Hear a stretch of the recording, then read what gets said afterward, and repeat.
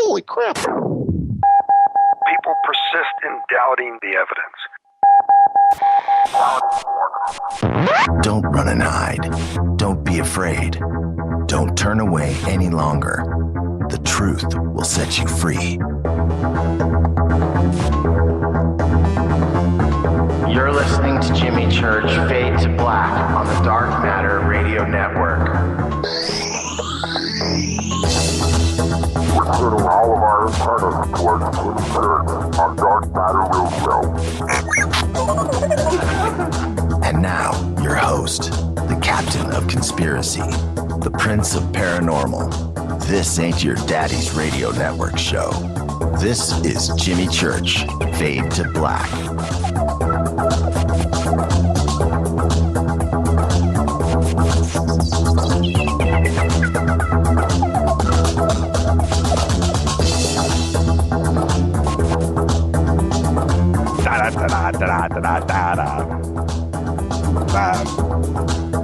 Hey. All right. Yeah. What's up? How you doing? It's Fade to Black. We're back. It's Monday. That's right. Fade to Black. Bespoke radio for the masses. Today's Monday, September 22nd. We are 264 days to the Gregorian calendar. How are you doing? I am fantastic. I missed you all. Every one of you. Every single one. Even Eugene. We are live from the JP Motorsports Studios right here in sunny Burbank, California. The temperature has dropped.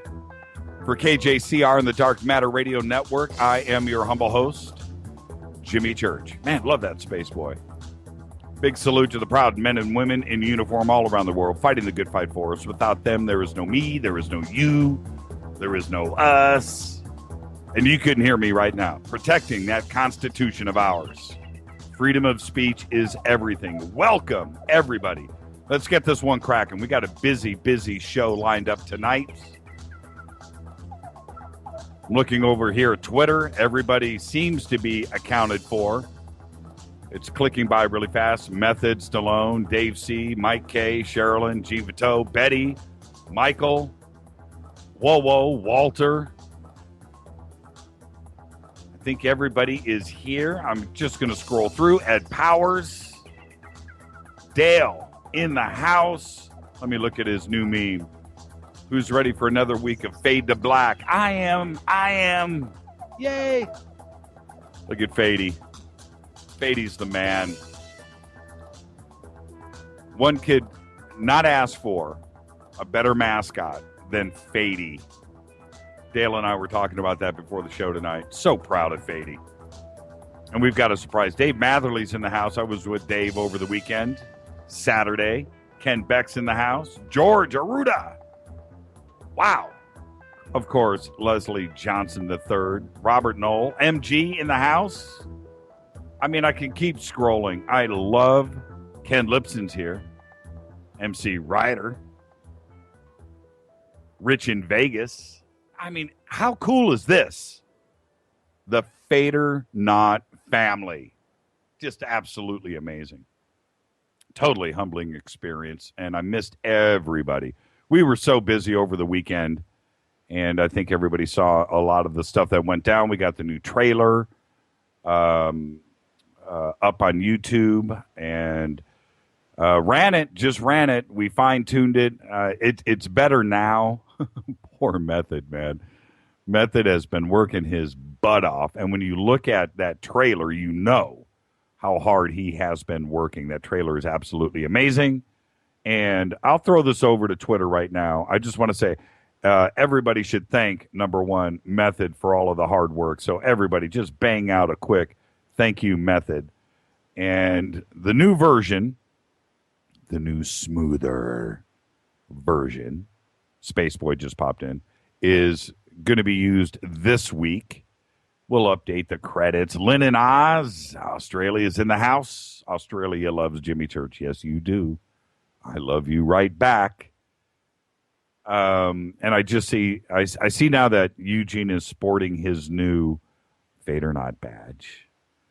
And wow, I mean, just totally cool. Anyway, the new trailer is up. Is everybody hip to the new trailer? Has everybody seen it? And it is so cool. Cortana's in the house. She said, super sexy, swinging sandbox. Jack Thompson is in the house. Wow. Everybody's here. So, yeah, exactly. Method, great job. Everybody thank Method for that. The feedback has been extraordinary. And I'll say that it makes life very easy now when producing the videos for YouTube. I wish we could use it for the podcast too. Can't. Podcast is just a podcast, just audio. Also, we will be doing some video once a week on the podcast, some exclusive stuff over there for all of our Fadernauts on the podcast. And what is that? Connor S.A. South America Connor. Is that what that is? Sakana says, thank you, Method. Jason Wynn just popped in. Do you think the Monster Bowls should be made? The Monster Bowls. Man, I'd like to think I'm hip. Did I miss something? The Monster Bowls. Okay, so anyway, thank you, Method, for the trailer. Absolutely cool. And so we got the new logo. That cleaned up things as well and made things easy. Thank you for that. So, I mean, it's funny because we hit it on all fronts. And it's the Fade or Not family that makes all of this happen. And I'm talking about Dale, Method, Ken, Eugene, everybody. Who am I leaving? Gene. Everybody that has helped us with this show. You've just made it better. You've made it a better place to be. So, okay, that's it. I got it all out. If I miss somebody, you know how it is. This is live radio, man. I'm just cranking through the thoughts as we go. All right, and Michael Anderson and Brian Anderson. Brian has sent us in some really cool audio, and we're working with that too as well. So there you go. Okay, so follow us on Twitter at JChurchRadio. That's what you want to do. Come hang out in the sandbox. Hashtag DMRadioNet. If that's the sandbox, that's officially the sandbox. If you have a question directed to me, that's hashtag F2BQ. F2BQ. Question for the guest, question for me. And that's there. That's a separate column in TweetDeck just to keep my head straight. All right, so F2BQ. Hashtag F2BQ. YouTube blowing up. I cannot explain that. I really can't. But you can follow us over there too. Subscribe to the YouTube channel. I can't explain any of this stuff, but it's absolutely phenomenal. And the show is a phenomenon. There you go. I went to, man, how can I forget? We got to get birthdays out of the way. What am I doing? Got so much to do tonight. At the bottom of the hour, we're going to do a simulcast with Clyde Lewis. He's back in the saddle. So he and I on his show tonight at 7:30 at the bottom of the hour. We'll be doing that. So let me get the rest of the stuff out of the way so I'm not late. They run a strict, rigid schedule over there at Premier Radio, and so that's it. So you're going to get to hear all of this go down live, and all I'm going to do, I'm going to let everybody listen to it. You're going to hear me go in live on Clyde, and then there's going to be like 2 minutes of silence. So then I'm just going to continue babbling as we wait to go online with Premier. We'll be doing that at the bottom of the hour. 7:30 we do the network hookup, and then 7:33 after they do the commercials, then I'll go in live with Clyde. Today, not tomorrow, not yesterday, today, David Coverdale. That's right. David Coverdale, 63 years old. And in celebration of that, this week I went and peeped out on YouTube a bunch of old Deep Purple videos on YouTube. Really cool live concert stuff. All of the early White Snake, the John Sykes White Snake, as well as the Rudy Sarzo, Steve Vai White Snake. That's a whole nother White Snake. and I went and watched that stuff. David Coverdale, 63 years old, Pipes of Doom. Still doing it. Doug has left the band. I don't know who's replaced Doug. Somebody cool, I'm sure. He was offered once, I don't know if you know this, he was offered the position with Black Sabbath when Ronnie Dio left the band. And he said no. Wow. Would that have changed things? Might have been pretty cool, too. Also today, singer Andrea Bocelli, 56 years old. And there's not a Bocelli song that goes down that you just don't want to cry like a little kid. Bocelli, 56 years old. Did you know he lost his eyesight to glaucoma? Just like Ray Charles. He could see once. And what a drag, huh? Walter, I'm getting to that. I wanted to do that last. And also today, the Queen of Rock and Roll. That's right. I don't know if there's another one. Who else could be called the Queen? Today, Joan Jett, 56 years old. Joan Jett, 56. Still looks good, too. Always look good. Joan Jett, 56 years old. And I love rock and roll. Man, and the thing is, when you look back to the original, our generation, our generation, Nancy Nurse just popped in, fashionably late. When you look back, our generation, to the original days of MTV, when we had MTV on 24 hours a day, driving our parents crazy. I remember when cable was installed into our house, the first thing we did was MTV. The TV never changed the channel, and you know what I'm talking about. And there were like probably 2, 3, 4, 5 videos that stick in your head from those early days. Joan Jett is one of them. And happy birthday, Joan, 56 years old. Follow us on Twitter, @JChurchRadio. Let's get stuff moving along here. Follow, like, subscribe. Head over to Facebook if you so desire. Posted some cool stuff. I was I went out to the Zero gathering down in Culver City. And we got the crew together. Steve Murillo, Alex Mastretta, myself, Dr. J. Dave Matherly was with us, too, as well. And went down and watched Grant Cameron give his presentation. And it was great, too. And Grant did a whole section on rock and roll. Well, rock musicians that influenced music that all were contactees or witnessed something or downloaded something. And that was really cool. And I got to say, what is it? A true artist steals. Well, you know what? I am just going to go and I'm thefting part of Grant's presentation because it was a ground mover. I mean, it stopped us in our tracks. And in that, he showed this. He had a cartoon, little cartoon comic. He posted of these aliens making a crop circle, and it so moved us that I went and actually found it today on the internet, and that was posted over on the fan page on Facebook. And I'll see if there's a way to get that up on Twitter tonight. Hilarious. All right. And, yeah, great presentation. Everybody was there, and we had a lot of fun. And Yvonne always puts on a good show, did it.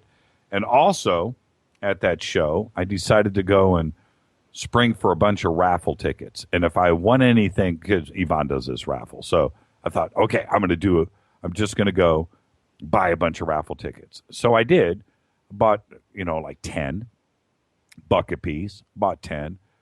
And I held one back, and I handed out 9 tickets to just people at the seminar. Hey, man, good luck. And I held one back. And I won. What? I was so embarrassed. I mean, what were the odds of that? There's 200 people there. And I won. I couldn't believe it. I could not believe it. So they gave away, 3, 4, 5 things, and I won. Never won anything. I was so excited. And what I won was I won some of L.A. Marzulli's Watchers DVDs, a couple of them. So I'm going to give those away on the show. And very cool. And then I go and I sit down, and I was sitting next to the director. Oh, Walter. Walter just posted the cartoon from today. And that is hilarious. You can check that out on Twitter at JChurchRadio, hashtag DMRadioNet. That is funny stuff. And I was sitting next to the director, Rick Shaw, that directed the DVDs. And I came back, sat down. He's like, dude, it was meant to be, because I only brought a couple of sets, one to give away and one to give to Yvonne, and you won it. I said, cool, dude, I'm going to give them away on the show. I said, they're going to be opened, though, because I'm going to go home tonight and watch them, which I did. Cool stuff. So I got those, and thank you, Rick, for them. And like I said, it was meant to be. Very cool.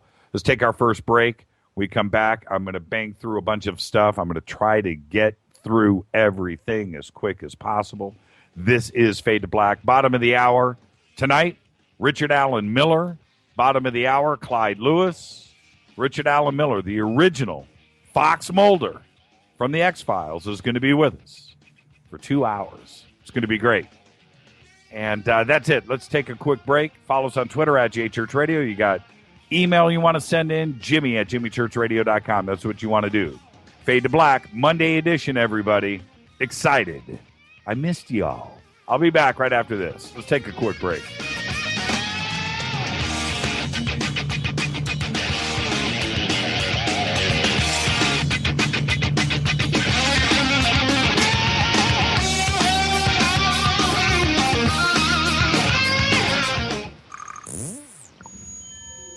You're listening to Jimmy Church Fade to Black on the Dark Matter Radio Network.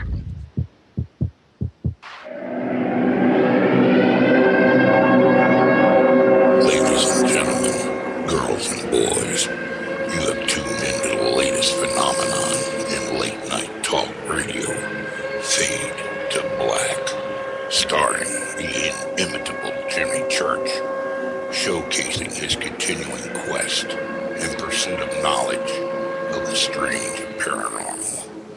Sit back, open your mind, and let's get cracking. What's up, revolutionaries? It's me, Jimmy Church. Do you have an IRS or state tax issue? Well, I did, and I called national tax experts. My problems were fixed, done, fini, and man, I got to tell you, it was a relief.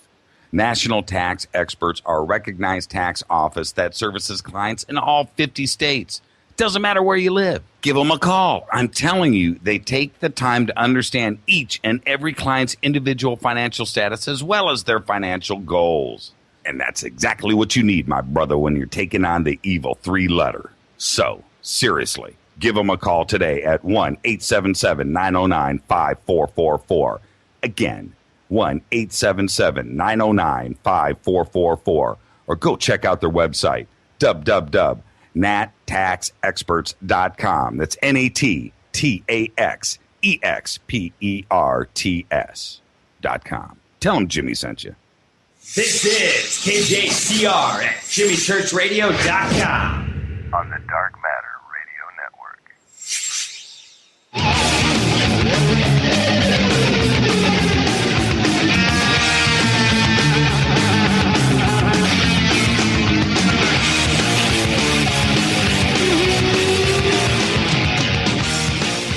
All right. Now, this is Fade to Black. Only on the Dark Matter Radio Network. Bespoke radio for the masses. I'm your humble host, Jimmy Church. It is Monday. Missed you guys. Feels so good to be back. Last night, don't forget, tonight, Richard Allen Miller, bottom of the hour, Clyde Lewis. Last night I was goofing around on YouTube like I do every night, looking for a really cool Bill Cooper show to listen to. Love Bill Cooper. And I stumbled upon another not a radio guy, internet guy with a podcast that was somebody once in the UFO community. I'm not going to say his name. talked to him a couple of months ago on the phone, and he rubbed me the wrong way. I wanted him on the show. Nah. So anyway, and before you ask me who, I'm not going there. But I listened to him last night. 7 years after Bill Cooper died, I listened to a broadcast of his. I was just curious. I was like, him and Bill Cooper, what's this about? So I clicked on it and I listened. And listened to him. I just go off on Bill Cooper. And I'm thinking, Bill's dead. What are you doing? And it just bothered me so much that I'm talking about it right now. And I just can't. I mean, Bill Cooper, to me, whether you disagree or agree with Bill, that doesn't even matter. Bill was a man of moral character. You know, an upstanding guy who was gunned down by the feds. That's it. And, you know, what he had to say was probably really close to the mark. Some of it was outrageous. All of it. All of Bill Cooper was entertaining. All of it. And I encourage anybody, if you're ever bored and you want some late night stuff to listen to, take a break from Fade to Black and go click on any episode, any of the Babylon episodes. Click on any Bill Cooper and go and check out a legend, Bill Cooper. Shame on you for bagging on somebody 7 years after. Please. Oh, just absolutely just unbelievable. Hey, listen, the Fader Not page has been updated. I need the DVDs, Jimmy. What do I have to do? That's from Stallone. Hey, I'm telling you right now, those Watchers DVDs with L.A. Marzulli, strong stuff, man. Strong stuff. One of the DVDs is a two-parter, two-parter, 6 and 7. And the other one, I think, is just 8. I haven't opened up 8. I just watched 6 and 7. But Jaw on the Floor. Good stuff, man. Rick Shaw, editor of Doom, writer of Doom. L.A. is L.A. You know, enough said there. I'd like to get L.A. on the show and Rick, but I think Dr. J is going to beat me to the punch there. Tomorrow night, man, Dr. J's got John Lear on the show. Did you guys hear about that? Dave Matherly, no joke, Cooper kicked butt. He did. Tomorrow night, I'm going to be, you know what? And I think they're taking calls. I'm going to show bomb Dr. J tomorrow. I got to talk to John Lear. What's Eugene tweeting here? The rumor is that the Fader Knots Roundtable podcast will only be available on the Fade to Black app. Is that a rumor? Really? I didn't know about that. Heard about it. Really? Bill Cooper, a cool dude. Absolutely. You can't bag on Bill Cooper. How dare you? In any way. Absolutely. Email from Damon. I can guarantee that the 3 hours with Dr. Rick tonight won't be enough. Ask him about the original cigarette smoking man, Carl Schweiker. Of course I am. We all want to know about that. Have Dr. Rick go down the rabbit hole and discuss the NASA documents, example, page 8. He sent me those, by the way. I was one of the first to request the good doctor, as I posted in the Fade to Black forum way back in May. Peace, Damon, in Lee's Summit, Montana. Or is that Missouri? M.O.? Is M.O. Montana? No, Montana's M.T. M.O. is Missouri, right? Okay. Keep the guest requests coming, always. This week is a full guest request week from the beginning to the end. Got a little surprise on Wednesday. After I clear the air with Wednesday night's guest tonight after the show, I have to call him and get some stuff straight. And then I will announce who will be on Wednesday. But tomorrow night, Richard Allen Miller, Ram, on the show tonight. And then Thursday night, check this out. And then I've got to get to a couple of things here before, Clyde's creeping up. Thursday night, I've got a crazy thing that's going to be going on after the show. I will announce it. I'll announce it either Wednesday or Thursday. It was confirmed today. Okay? All right. Check this out. This was Oh, who emailed this to me today? I think it was Renee. Internet trolls. This was posted on Psychology Today. That's like an official white paper. Internet trolls are narcissists, psychopaths, and sadists. Psychology Today. In this month's issue of Personality and Individual Differences, a study was published that confirms that what we all suspected. Internet trolls are horrible people. Yeah. Yeah. Let's start by getting our definition straight. An internet troll is someone who comes into the discussion and posts comments designed to upset or disrupt the conversation. Often, it seems like there is no real purpose behind their comments except to upset everyone else involved. Trolls will lie, trolls will exaggerate, and trolls will offend to try to get a response.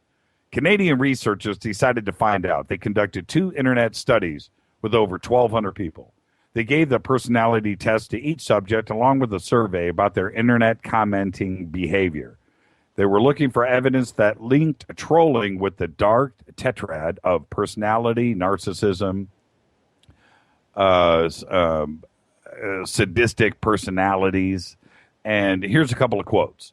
The associations between sadism and GATE, the global assessment of internet trolling scores, were so strong that it might be said that online trolls are prototypical everyday sadists. Emphasis added. Trolls usually enjoy making you feel bad. To quote the authors once more, because this is truly a quotable article, quote, both trolls and sadists feel sadistic glee at the distress of others. Sadists just want to have fun, and the internet is their playground. So, the next time you encounter a troll online, remember a few things. Number 1, trolls are some truly messed up people. And 2, it is your suffering that brings them pleasure.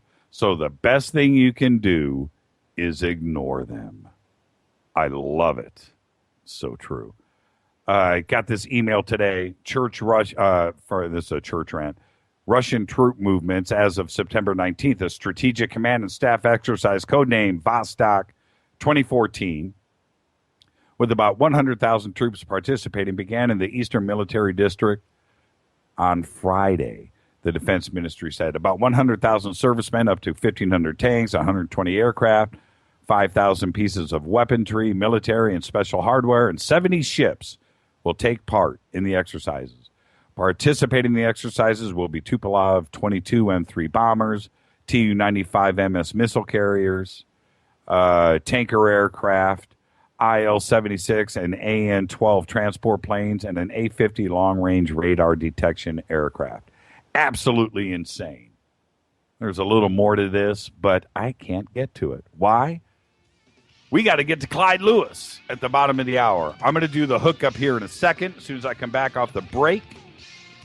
This is Fade to Black, bespoke radio for the masses. How you doing? How you doing? Clyde Lewis in just a few minutes. I'll be back right after this. Stay with us, everybody.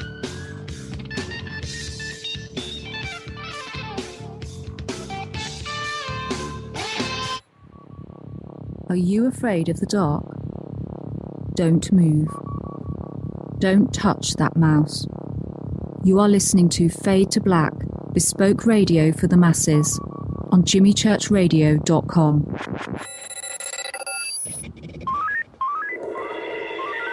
Way out here, we listen to Jimmy Church on the Dark Matter Radio Network. Dark matter. Dark Matter, Dark Matter, Dark Matter, Dark Matter. You're listening to Fade to Black on the Dark Matter Radio Network. ¿Qué tal, mis amigos? Yo soy Mario Carson, el tiburón, y los invito para que escuchen a mi buen amigo Jimmy Church Radio. ¡Claro que sí! Oi, oi, I'm Reese Evans. You're listening to Jimmy Church. This is Revolution. The revolution will not be televised. The revolution is on radio. Ciao.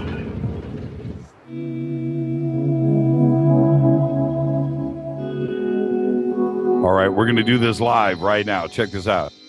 Let's see if we can make this work. Ground zero. is calling. Okay. Hey, you guys there? Brian? Brian, are you there? Ground zero. Well, we are connected. I'll say that. We are connected. And this is the start of the simulcast. One of us had to go first, which is me. I'm the little guy. So we will wait for them to come live, but we are up and running. They are in commercial at the moment. All right? Pretty cool, huh? So I'm going to keep them live, and you will hear the uplink when it comes in. It's kind of a treat. You get to see how this kind of stuff is done in real time. And, like I said, one of us had to go first, and it will be me. And right now they're doing their normal show. Everything's cool. Nobody knows what's going on behind the scenes, but you get to hear it live. All right. Back to what I was talking about right before the break. Is in this report, MI8, I'm talking about the Soviet build-up for these exercises over in the Ukraine. MI8, Mi-24, Ka-52 helicopters, Su-24 bombers, S-25 attack airplanes, MiG-31, Su-27s, and the newest Su-34.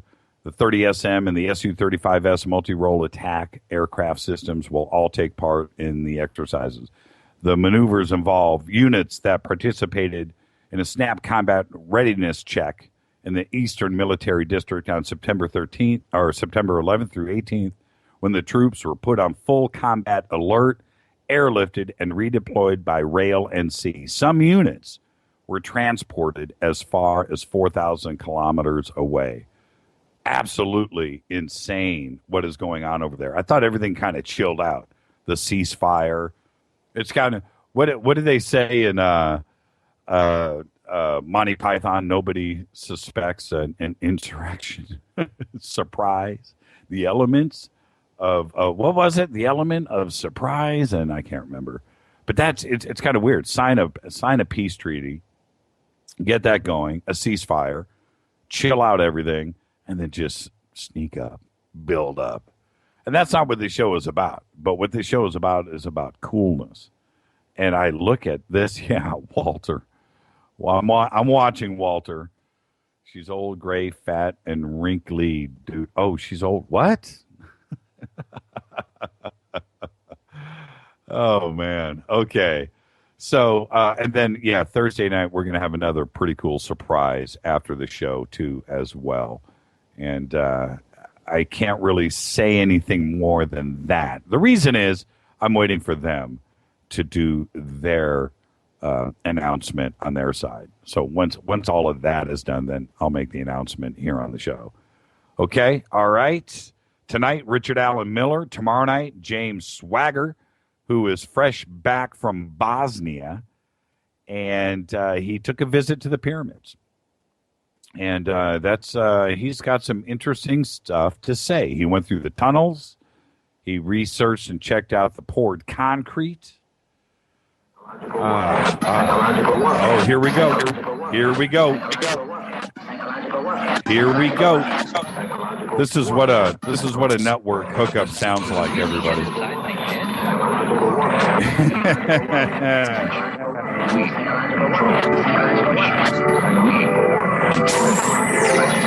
You gotta love it. Remember, this is piping into my ears.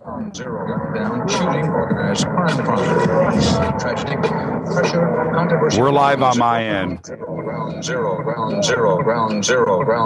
What's the frequency, Kenneth? Atomic bomb radiation experiments. Ground zero. Kenneth. What's the frequency? CIA. Oh, man. I gotta chill that out. What evidence is there of some sort of long-term plot? Do you have any people being paid? That's pretty good production, isn't it? We should steal some of that. This probably won't come as a shock, but people being paid by the CIA. I mean, The CIA. the pussy willows blowing in the wind on the shores of Lake Titicaca. People being paid Yeah, it's tripping me out too. Magical as Uranus. by the CIA. And I can stand socialism. I can stand communism. The only good communist is a dead communist. Taka, taka, I'm like, death to the communists. taka, You get it? Death to the communists. taka, Are you communists? taka, Are you communists? taka, All right, we're ready. Yeah. Now get out of here. Uranus. I'm Clyde Lewis. This is Ground Zero.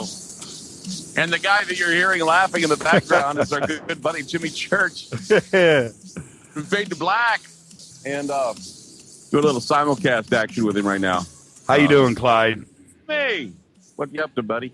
No, hey, you know what? It's not me right now, Clyde. It's you. The question is, the world wants to know, how you doing? Well, to be honest, I'll tell you how I'm doing. I didn't want to tell anybody, but since you asked, I went to the hospital again Sunday because, well, it wasn't Sunday, it was Saturday. I decided I wanted to go for a walk, and there was a comic convention in town. So I decided I wanted to crash it because I didn't get tickets, and I went and I crashed it. I was there for a little while, and I started feeling a little off, and I went to the doctor, and they got me out of there fast. They didn't admit me or anything like that, but they checked me, and they were saying that I'm going to be going on this, well, I guess for the next 20 days or 30 days or so. I don't know how long it's going to last, but I'll be having inadvertent chest pain every once in a while because after what happened to me 3 weeks ago with the embolism thing, right? That, literally when that happens, you have what is known as a lung attack. It's not a heart attack. It's a lung attack. And so I have a lot of lungs. I mean, let's just put it this way. I'm a 58 chest barrel guy. Yep. I got a lot of lung, okay? And the doctors say, that's fortunate for you that you have a lot of lung because after the pains are gone, you're not going to notice anything.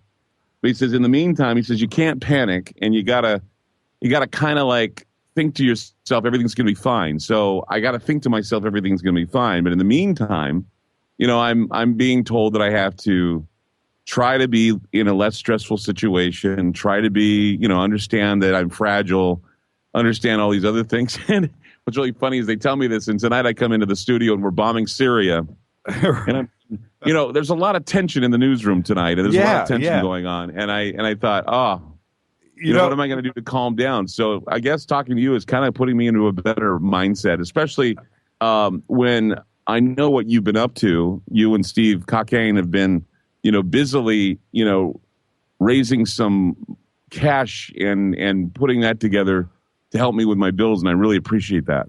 It's so cool for me to anything that we could do in this community. It's a small community to help you out is great. So and I'm more than happy to do that. So and it's not about Fade to Black. It's not about Jimmy Church. It's about somebody that needs some help, and you have definitely. Cats have 9 lives. Clyde, you're pushing 13, 14 right now. It seems like that as well. And I want to let everybody know this, and I think Jimmy can back me up on this. A lot of people have written for concern saying, well, you're a talk show host. You're probably making more money than I am.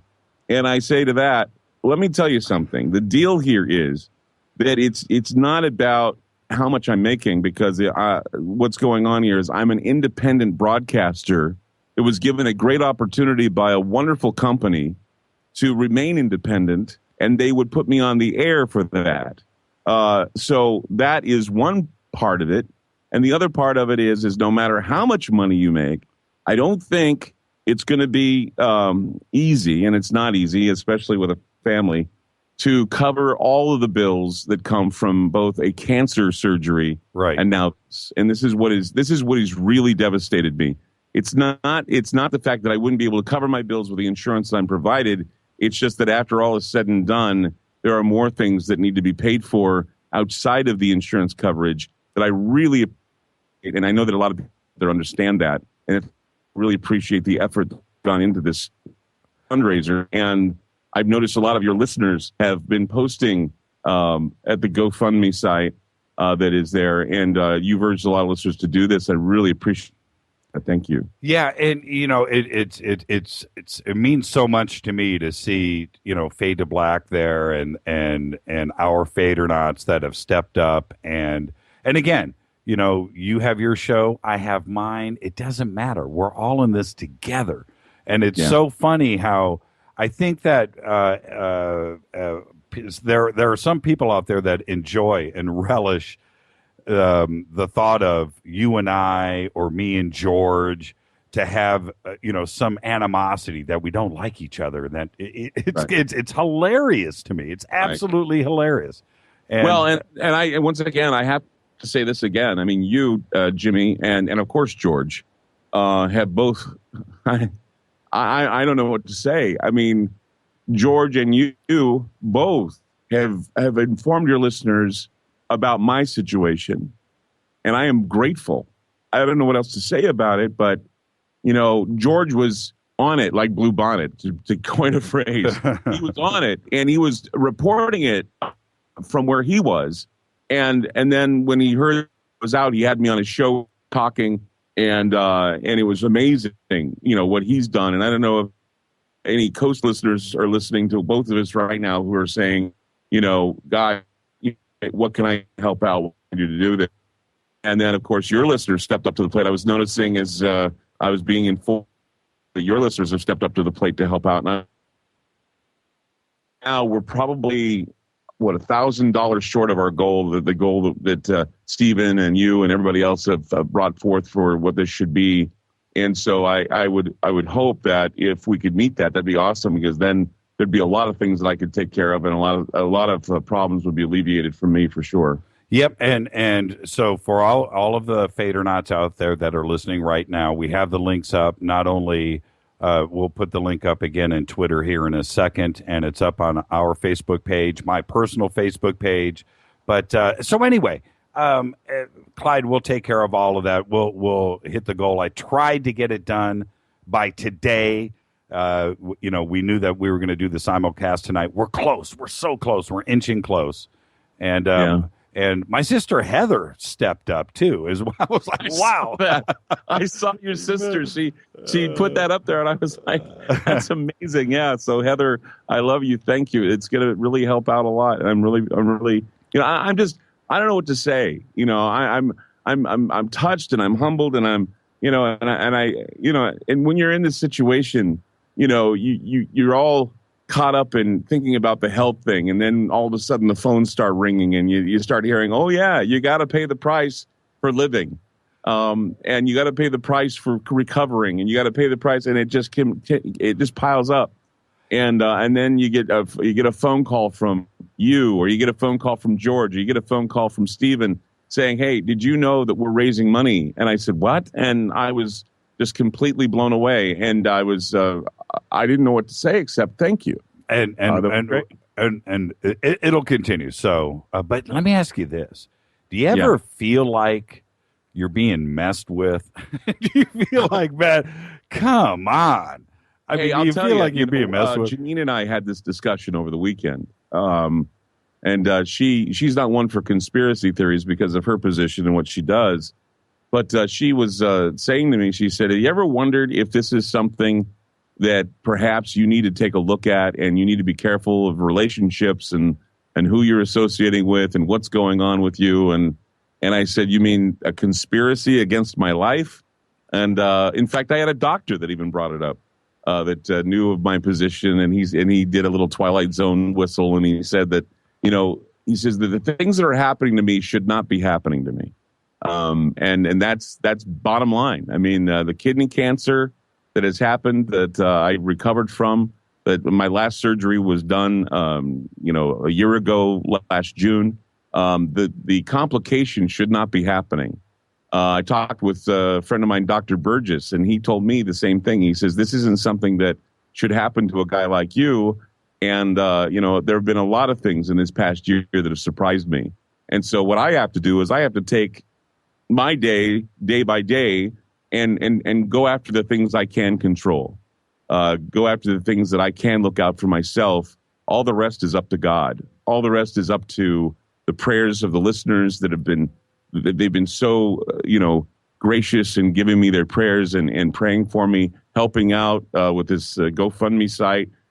Your listeners have been listening and participating and have been helping me, looking out for me. I feel totally loved and appreciated. I really thank everybody for that.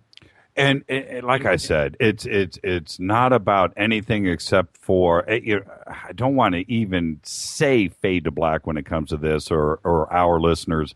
It's one big community that is very small, and when Dr. J, J. Andy Elias, the both of you went down in the same week. And he went down hard, too, and he has recovered. He went in for surgery, elective surgery, and ended up getting pneumonia in the hospital. Oh, and he was in a coma in an ICU. I'll say it publicly now. He went down hard. And I was just looking around, and I talked to so many friends of ours in the community. I was like, man, this kind of crap can't go down. And we need to rally. We need to talk about this, and that's what it's about, Clyde. And what really got me was when I read about Stanton Friedman and Stanton too. Yes. That's what I'm talking about. That's exactly. I spoke with Stanton and I said, you're looking great. And he was telling me a while ago, he says, I'm getting tired. And I said, well, you're looking great. Things are great. I was with him in McMinnville, and then I find out he has a heart attack. And I'm like going, oh my gosh. And I called him. I said, I hope you're fine. We saw each other in Roswell, in McMinnville. And he says, yeah, I'll be fine. I'll be okay. And I'm like going, wow. And you really, really, really need to pay attention, because there are people out there that want to tell stories. People want to keep the story going and keep the reporting going, and they're just going away. And I'm glad I was able to survive. That's all I have to say. I'm glad I was able to survive. I tell you what, I'd rather have a heart attack than a lung attack. That just sounds, that sounds really creepy to me. Creepy. What was it like? First causality thing or something, yeah. Yeah, totally. Let me ask you, because you went through it, so I need to ask you. Was it tough to breathe? And was it like, and when you're in a breathing situation, aren't you always like in an adrenaline rush, like a panic all the time, or were the drugs really, really good? The drugs were good later, but I'm just saying that what was going on is I actually did see the tunnel. I actually did see the light, and I know not to go to the light because it's a trap. And I said to my friend, don't let me die, because I knew right then and there, when you see the light, that means you're on your way. And I chose not to go there. I wound up in a nice, comfortable bed at a hospital in Vancouver, Washington, and I didn't get out of bed for a week. I was down for that long. Wow. And that's the longest I've ever been in bed, because people know me. They know me. I'm a workaholic. They know I love to work. They know that studying and writing is my default. And so, getting me to relax was something that they couldn't believe happened. But it was enough to, get me down and put me in a bed for that long. So, there you go. And I'm alive now. I will be, if I end up feeling a little exhausted or whatever, I'll take more time off. In the meantime, I'm fine and I feel great. Tonight was a little bit unexpected with the bombing in Syria, but I'll be able to get over it, I'm sure. Clyde, all the best, man. And again, this is called Host to Host. It's the new segment, Host to Host. Host to host. We got to do that. We got to do that more often. Do host to host. Absolutely. Would like that. Sue us for copyright. I don't know. Oh, man. Thank Jimmy and all of your listeners, Fade to Black, listening to me. Thank you so much for your donations. Thank you so much for your prayers. Thank you so much for being such a support of my program. And Jimmy, thank you for calling it out. I really do appreciate it. Thank you so much. Clyde, all the best. All the best. Clyde Lewis, everybody. Jimmy Church, have a great night. We'll talk to you soon, buddy. I'll talk to you. Thank you, Clyde. You bet. And Jimmy Church has also gotten hold of the GoFundMe site. It was a secret site that was set up by Stephen Cockane, who was a guest on this program a while back. And it's available. We'll probably post the link on the Facebook page if you want to help out. But in the meantime, 888-673-3700. That's 888-673-3700. I love you all. Thank you for your prayers. Thank you for your support. We'll be back. Clyde Lewis, everybody. Thank you, Clyde. See, he's all good. Clyde is all good. And it's funny for Clyde to tell me that the first thing he wanted to do was get back in the chair. He could not do it. And then what did he do? Chest pains in the chair. First night back, right back in the hospital. Clyde, 14 lives. That's what I'm talking about. I'll be back right after this.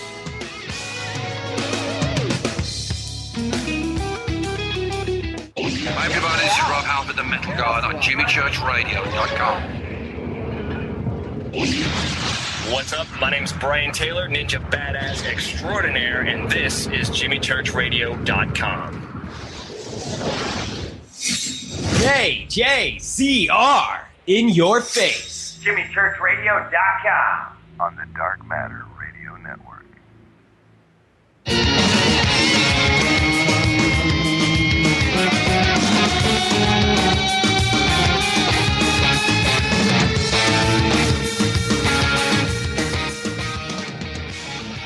Yeah. Fade to Black. Thank you, Clyde Lewis. Very good. Very good to hear you. Great stuff, man. Let's just keep this cracking. Everybody ready?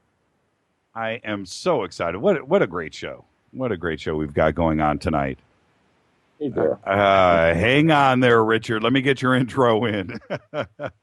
Author, researcher, Dr. Richard Allen Miller was the inspiration for Fox Mulder on The X-Files, and he was an on-set consultant for the first season and worked directly with Chris Carter. Dr. Miller reveals a depth of knowledge and experience in alternative agriculture, physics, and metaphysics.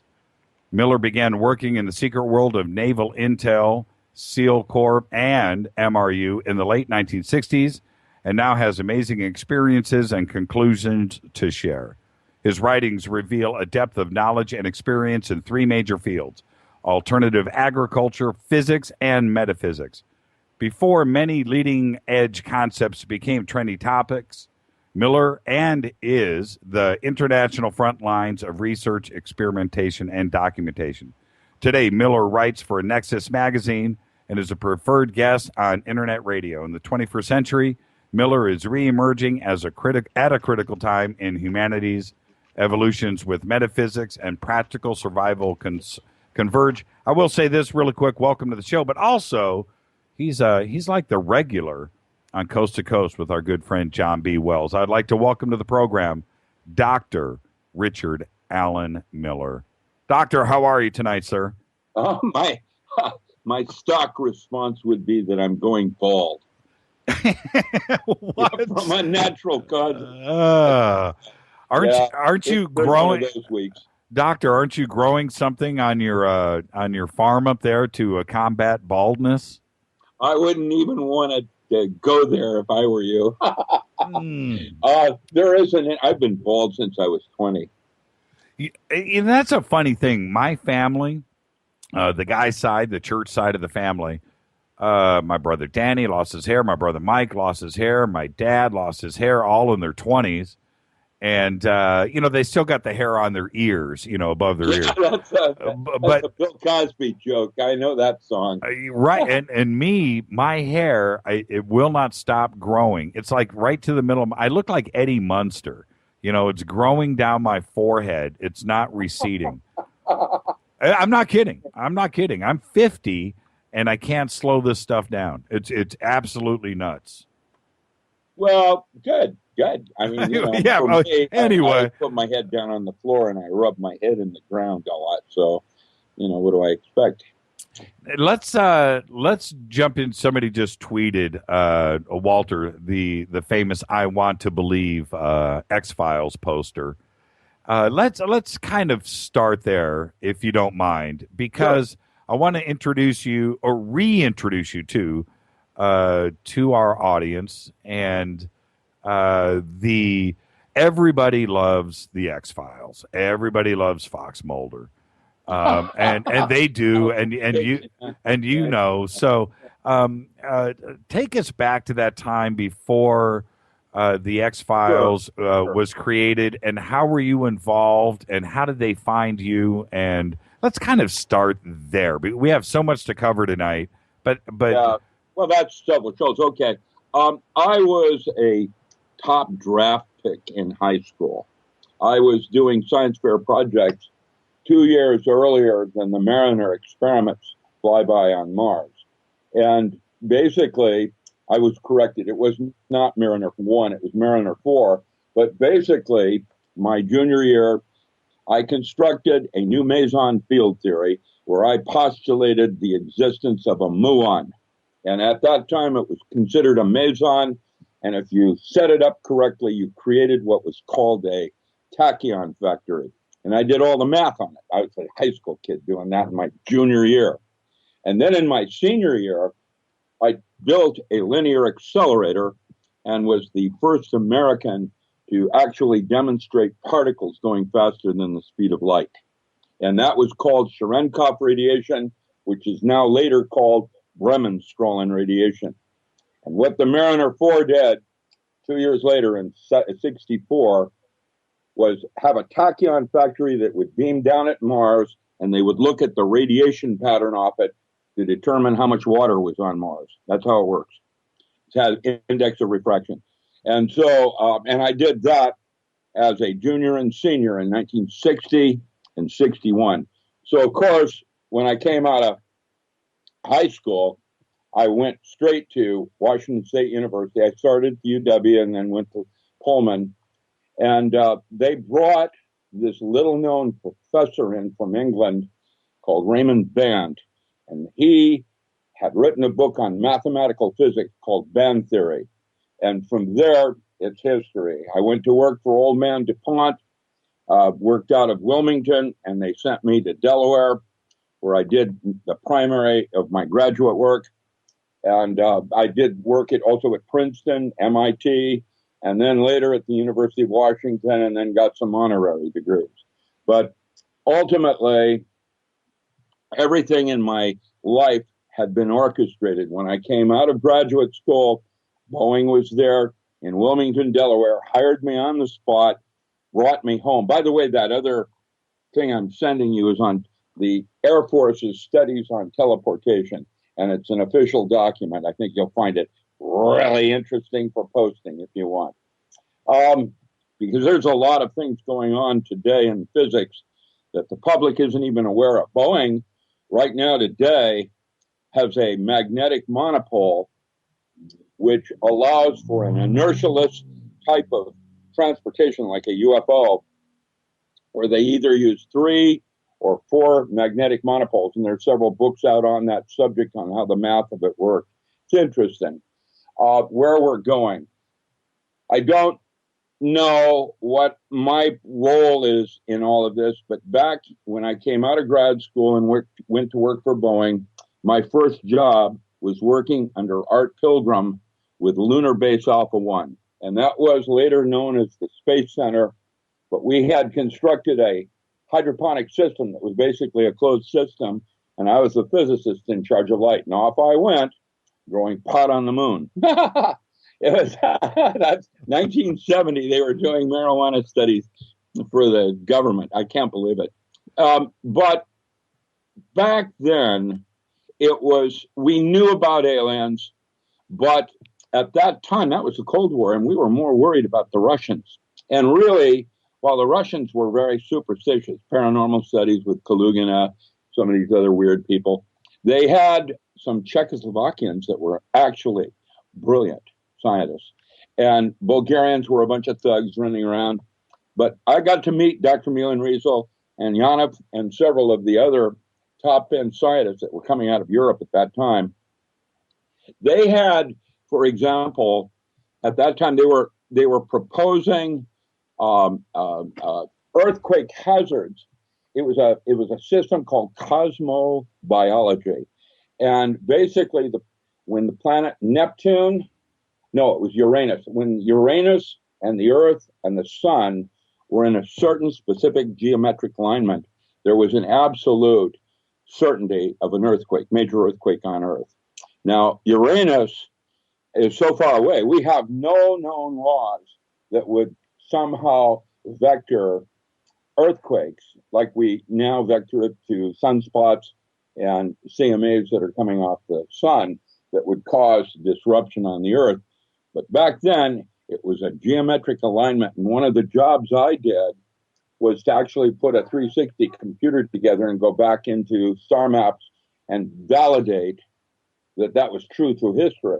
Dr. Wilbur Franklin, who was my counterpart out of Kent State, did work with catfish and had GSR, galvanic skin response, where there was like an 8-hour early warning system. Their actual skin resistance would change to electromagnetic fields that would be subtly changing, getting ready for a shift. But let me jump in here. So I want to make sure I'm understanding you correctly. Are you saying that certain planets were in alignment with the moon, and it would cause have effects on our personal lives, just like astrology? Yes, and would cause earthquakes? Yeah, that's Department of Interior had issued the grant that we did with MRU on that study. I think it was in '74. And it was Department of Interior out of Menlo Park. They wanted an early warning system where they could do that by doing geometric alignments of the stars and being able to predict when the next earthquake would be. That was like really important to them. What planet specifically was causing the issues? Well, they don't. It was all association or unknown variables. We didn't know why. We just knew that when Uranus was here and the moon was there with the sun, you could have you absolutely. And it wasn't the moon; it was Uranus, the sun, and the Earth when they were in a certain geometric alignment. Janov came out with the lunar sex cycle of the female. I don't know if you remember that, but you could accurately predict the sex of a child, unborn child, by the moment of conception. And that was out of cosmobiology. And there is a book called The Lunar Sex Cycle of the Female, and that's by Janov. And it's like Baxter was doing his thing with Secret Life of Plants. That was one of those that I went in and busted. Basically, back then, there was a lot of speculation like there is today. Paranormal phenomena going on all over the place and everybody wanting to believe. And I was A-team. When they couldn't figure out what was going on, they would send in a cadre of scientists to hammer it out and try to figure out if this was worth studying or it was just another false lead. Mostly, they were false leads, but every once in a while, like I saw Whirling Dervish throw swords into their stomachs with no blood and continue dancing. How does that work? Right. Well, Jack Schwartz, and that was the Manager Foundation. Jack Schwartz could do the same thing. He could he was out of Portland with Alethea Foundation. He could take a big needle and stick it through his arm and stop the bleeding. Now, if you don't think the military wanted to know how that worked, I mean, this was like cutting edge stuff back then. 40 years ago. How did they, Doctor? Well, Doctor Rick or Rich? Which yeah. Let's be formal. Al, or you can just call me Rick. I'm good. Okay, Rick. Yeah. So, yeah. Rick, how did this each study present itself? They would call you in and then sit you down and hit you with a file. I mean, and not only that. How was it selected? And was it always? I've got like 10 questions right in a row. Was it always paranormal? Was some of it? Yeah, but pretty much my area of expertise. Area 50 Broom Lake was just starting up. I actually spent some time at Broom Lake. I actually did look at artifacts. I do know something's going on because I've seen artifacts, 2 artifacts that were not human, and obviously advanced technology. Now, that could have just as easily been from previous civilizations, like the Nazis were always interested in that kind of thing. And, you know, how they made the pyramids, that kind of thing. And so there were a lot of questions. Can we use plants to communicate? No, but actually, these were the same kinds of questions that people are asking today. We don't have the depth of misinformation or disinformation that we do today. And I would be remiss if I didn't say that information is not what you think it is. It is now basically a weapon. And that the only truth one's going to find is actually inside yourself.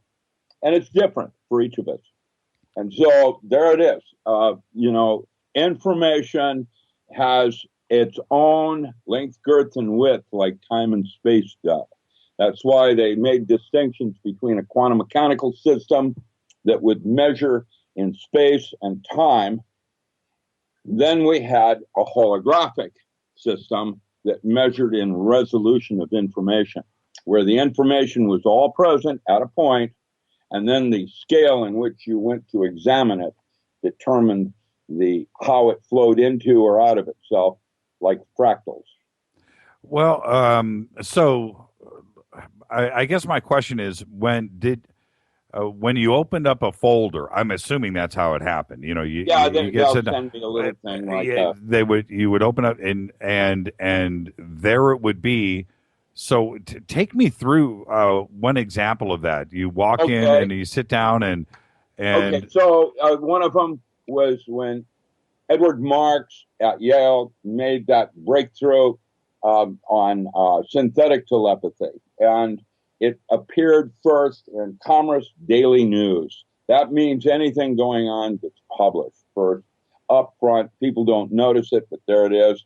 And we would catch things like that, and then they would say, is this something that could be used for mind control? Yes. And off it would go into some studies.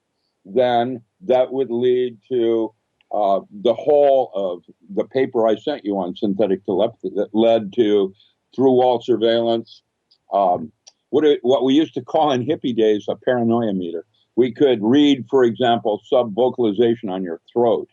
While I'm interrogating you, what you're thinking in your mind's eye, I could read on your throat using microwave. That's an off-the-shelf device now, but, stress analyzers that can work on the codex of your voice and how it will waver slightly or slightly wave change when you're lying. They later evolved that into neurolinguistics and one of the protocols that we train SEALs with. How to do interrogation, how to be interrogated, that kind of thing. How did you find to go to take these types of studies with telepathy and psychokinesis and stuff? How did you find your I don't want to say like victims. I know. I mean, how did you find people to study on? It's was not that it took a special breed of us that could think outside the box. At that time, it wasn't that cool like it is today. Everybody today thinks, wow, that must have been really cool. It was humdrum, extrasensory perception. That was the first protocol developed for Navy SEALs, and the first SEAL units were chosen not by how strong they were or how many bridges they could blow up. That could be trained. Mm-hmm. Or what they wanted was intuition, thinking with the gut. And so that's where the first one was ESP induction through forms of self-hypnosis. That was my first book in that series that I did for Nick Begich. And that book basically recalls the different kinds of screening questionnaires. We had to go through 250,000 plebes that would be given a subjective test, and based on their thoughts of themselves, we could then determine who the top 2% were that we wanted to further study and or begin training. With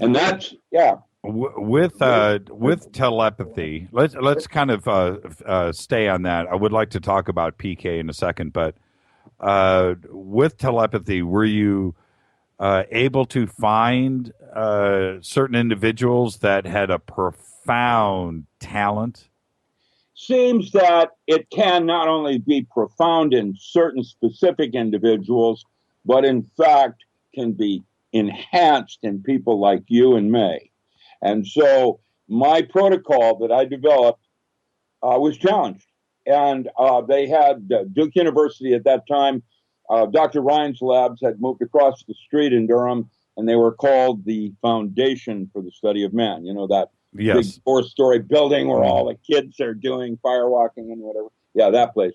And they did a test, and they brought Gene Dixon in, and James Hurtak was there, Edgar Mitchell. They had everybody there, Civil League, anybody that was there. And they brought me in, and I won that, not as a psychic, because I'm not, but using my protocols with hypnosis, you can absolutely win the lottery. You out telepathy Gene Dixon? Easily. Not only that, her base scores out of 20 were usually more than half. She was up in 11 to 12. I didn't have a single wrong guess. Out of 20, I would average somewhere between 17 and 18. And that's, anybody can do it. If I can do it, anybody can do it. It's learning how to listen to voices inside you that you would normally otherwise discount. Rick Sinnott just tweeted in. He said, in regards to synthetic telepathy, what do you think about Solaris Blue Raven's experience? I'm going to be speaking with her on Saturday, and I'm not terribly familiar with her works other than the few times we've chatted. Tell me, and then I can respond. What? Well, I mean, it's not only her specifically, but others with her experience. We all have these. We all have these in dream states and normal states, deja vu, whatever. It comes in on a variety of different senses, and we can talk about that in a second. Because ESP is basically a hallucination of data that you somehow have inside yourself, and you recognize it through one of your senses, like clairaudience, where you hear something, clairvoyance, where you see something, clairascension, where you feel something. It's always in terms of one of the five senses. How did you get the information? Now, in ESP, to be distinguished differently than PK phenomena, ESP is inside the body and is projected outward, whereas PK phenomena is something out there and it's projected inside you. Now, so PK would include levitation, apportation, teleportation, like the military paper I just sent you. Right. Take a look at that paper. That's kind of spooky. And it's an official paper, by the way, on teleportation. They're doing studies like that right now, moving objects with quantum tunneling technologies, or the model. Nobody knows how it works. Models are just that. They are ways of us trying to understand by isolating certain kinds of variables. Of course, if you have the wrong variables, then you have no control on it. Hypnosis seems to be the key for altered states of consciousness, being able to control it. And we can talk about magic later if you'd like, which is the art of changing consciousness at will. The lower end of that would be legerdemain or sleight of hand. You can do sleight of mind, and now you have your Fox Mulder thing of wanting to believe where I wouldn't have seen it if I hadn't have believed it. Your upper brain is basically there to make your belief systems true. Your lower brain, your gut, is there. It's outside space and time. If you stop to think what to do, you'll get yourself killed, because your upper brain will give you options of I can get shot or I can get away. The fact that you have the possibility of getting shot means that there's a probability that you're going to get shot. Whereas if you work with your gut and strict instinct, now you're closer to what we call the flow of doing your true purpose here. And when you do that, none shall say nay. That's a direct quote from Crowley, where you have this idea that you're in sync with everything and you're doing what you're supposed to be doing, and the universe will cooperate. I'm going to take a quick station break here. This is KJCR, Fade to Black, bespoke radio for the masses, only on the Dark Matter Radio Network. We are speaking with Dr. Richard Allen Miller. I'm your host, Jimmy Church. Okay, you just brought up Fox Mulder. He was on a quest. He was on a search for the truth, and into so many different fringe topics. Of course, one of them being E.T. Does that accurately describe you too? Is that what were you on a quest for E.T.? I've had close encounter experiences, and I choose to be semi-careful about talking about them because they're kind of creepy. I had an exchange with some what are like vegetable type blue alien things that basically could not, and I'm speaking in metaphor now, could not understand how man could exist as a life form when the difference between normal and psychotic could be measured in micrograms. Now, it's a pretty fine line out there in the brain chemistries of, being in sync with your universe. Basically, a lot of people would suggest that the physical plane is where we go to be sick spiritually, and that your experiences of the physical plane is your fever. And that when you die, you wake up and go back home. There is a movie on Hulu that you can get free called Astral City. It is in Portuguese, so you'll need subtitles and everything. It's basically this doctor watching himself die on an operating table. Code blue, we're losing him. Paddles, bang, he's gone. What the movie starts out is what happens at the moment of death. It's a very interesting movie. It's non-generic. It's generic. It's written by Xavier Chola, who's a Nobel Prize winner out of Brazil. His concepts are universally held. I was with Eben Alexander down in Mexico, who wrote that book, Proof of Heaven. And I've met other, like Kubler-Ross and others, I've met them and talked about what happens after death, that kind of thing. And really, there's none of us know, of course. However, people that have died and come back to life have a recurring theme that's identical. And so that's interesting. That might be a brain thing, the way the brain functions with ego and all the rest of it. But I don't know that. I have a sense there's something more going on here.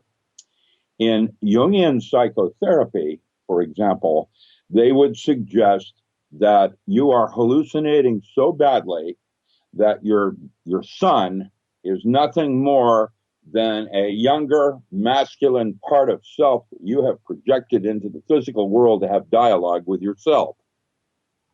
Kind of like the Matrix.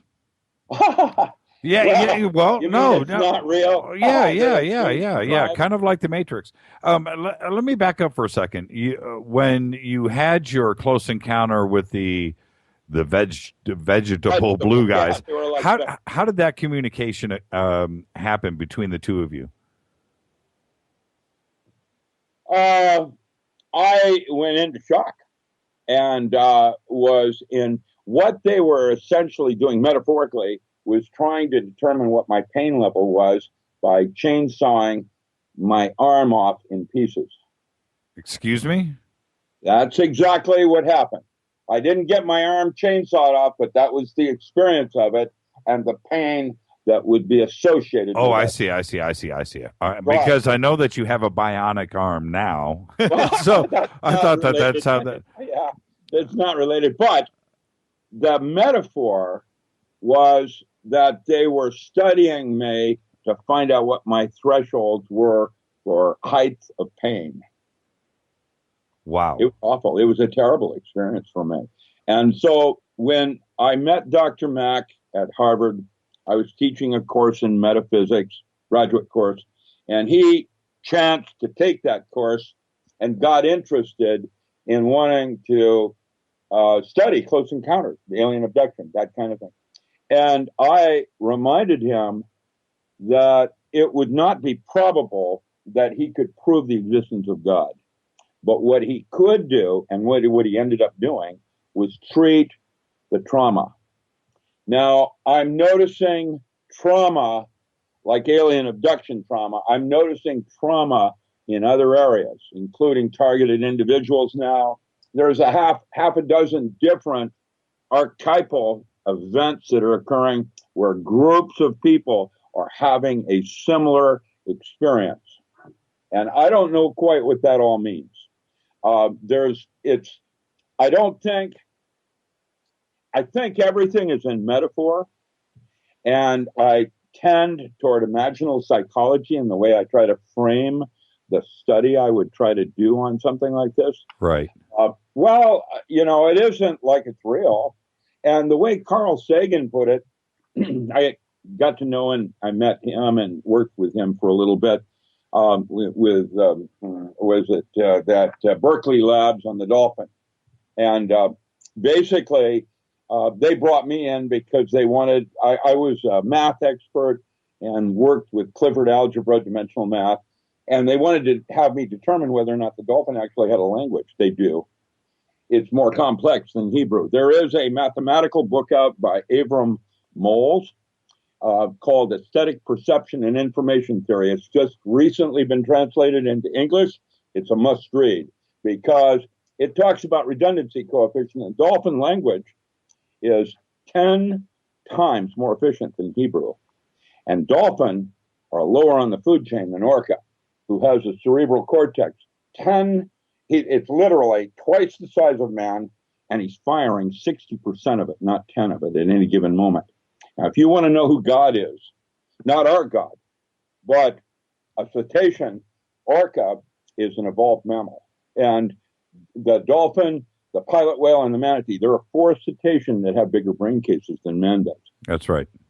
And so what does that mean? And I have seen elephants in Indonesia paint themselves depicting an awareness. Bad gorilla. I love Congo. But I've seen elephants that have a sense of self and how they appear to others way beyond you or me. Sure, I've seen evidence of that, and I've seen elephants that have not seen their trainers for 25 years and recognize and remember their names, and it's pretty amazing to see. I mean, serious. The show going on. A true show of emotion. I want let me back up for a second, Rick, if I can. When in your reference to, there's two things that kind of scare the crap out of me. One, the reference to seals and their selection of their mind more than their physicality. That's shocking. And two, with the military's work with telepathy, and then you tie that into super soldiers.